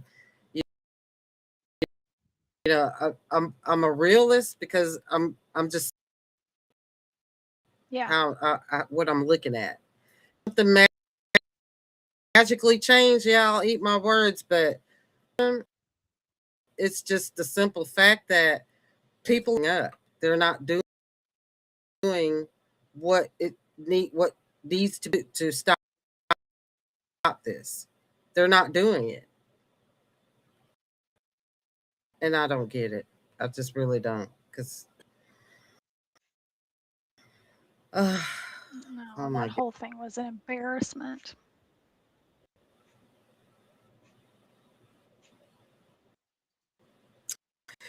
Well, on that, for our left, once again, we're getting ready to close out because it is getting late, and we could use your support and your support. These QR codes up here, they'll make it easier for you to scan. I mean, coffee, become a VIP member. We'll have you like backstage here with us. If you become a member, you can come in and join us on the tab. That's easy platform. PayPal is easier because you don't have to wait a few days and right away. And there's Spot Fund that has the story. It's kind of like GoFundMe. So I haven't had that. I just got an email about it the other day. And then there's our GoFundMe, which spend the cost of a cup of coffee. How much is coffee now? $3? More like $12. Well, we'll start with $3. Under Trump's economy, No, Okay, I okay. was So, just okay. I was just reading a report that because of climate change, it's getting to be too hot to even grow coffee in certain locations now. So yeah, coffee's gonna go crazy. And if I don't have my coffee, it's gonna be a problem. Wow. I'm here because I like Vietnamese coffee. I like my Mhm. Vietnamese coffee, Yep. my Taiwanese coffee, the Korean coffee, that Korean instant coffee, because it already has the cream and Uh-huh. the per Yeah. pack. So I get a big box of that, and it's like 100 packs in the box. So yeah, that's big coffee. So guys for joining. You don't have to go anywhere yet, but thank you guys. Please leave us a comment, leave us a voicemail, like, share, subscribe. Let us know what the broadcast of our show. Give us any suggestions, comments, encouragement. And we will see you guys on the next one. And it won't be so long, for 3 hours. Oh my God. Wait a minute. Sing it while we're here. Let me check something real quick. Let's see what is it. Where is it? There we go. Let's see what Kalshi. This is they had this is the betting. What will Trump say? Okay, they're betting on that. What will it say? They were betting on like Drill, fake baby, drill. news. He said that. Yeah. Highest inflation, fake news. I don't think I heard him say fake news. He didn't say fake news this time. Who will he mention? But I think it says no contracts available now. But I think there was one on here that says would Barron show up and all that. Let's see. Trending. What will Abigail Spanberger say during the Democratic? So look at that. Look at that. Can y'all see that? The little ticker thing? Mhm. Who will attend? Oh, okay. Here we go. Who will Trump mention? Like they're betting on everything. Like this is what our society has been reduced to. Well, it's going to Bitcoin, be corruption galore. right? Oh my goodness. Okay. He couldn't talk Bye about till next Epstein time. because the Dow was under 50,000. That's why he couldn't bring That's it. Let's see here. They were betting on that too. Well, from what I get about this site, I think it's run by Republican men. Because it seems like it leans. It seems like it leans toward Republican. Because I look at some of the comments too. They're just like they don't sound like very, progressive or liberal men. In the Right. comments, I'm like, this is Republicans. So yeah, they're a bit on what will the U.S. confirm that aliens exist before? No, everything. What places will Trump mention in the State of the Union address? Like everything is.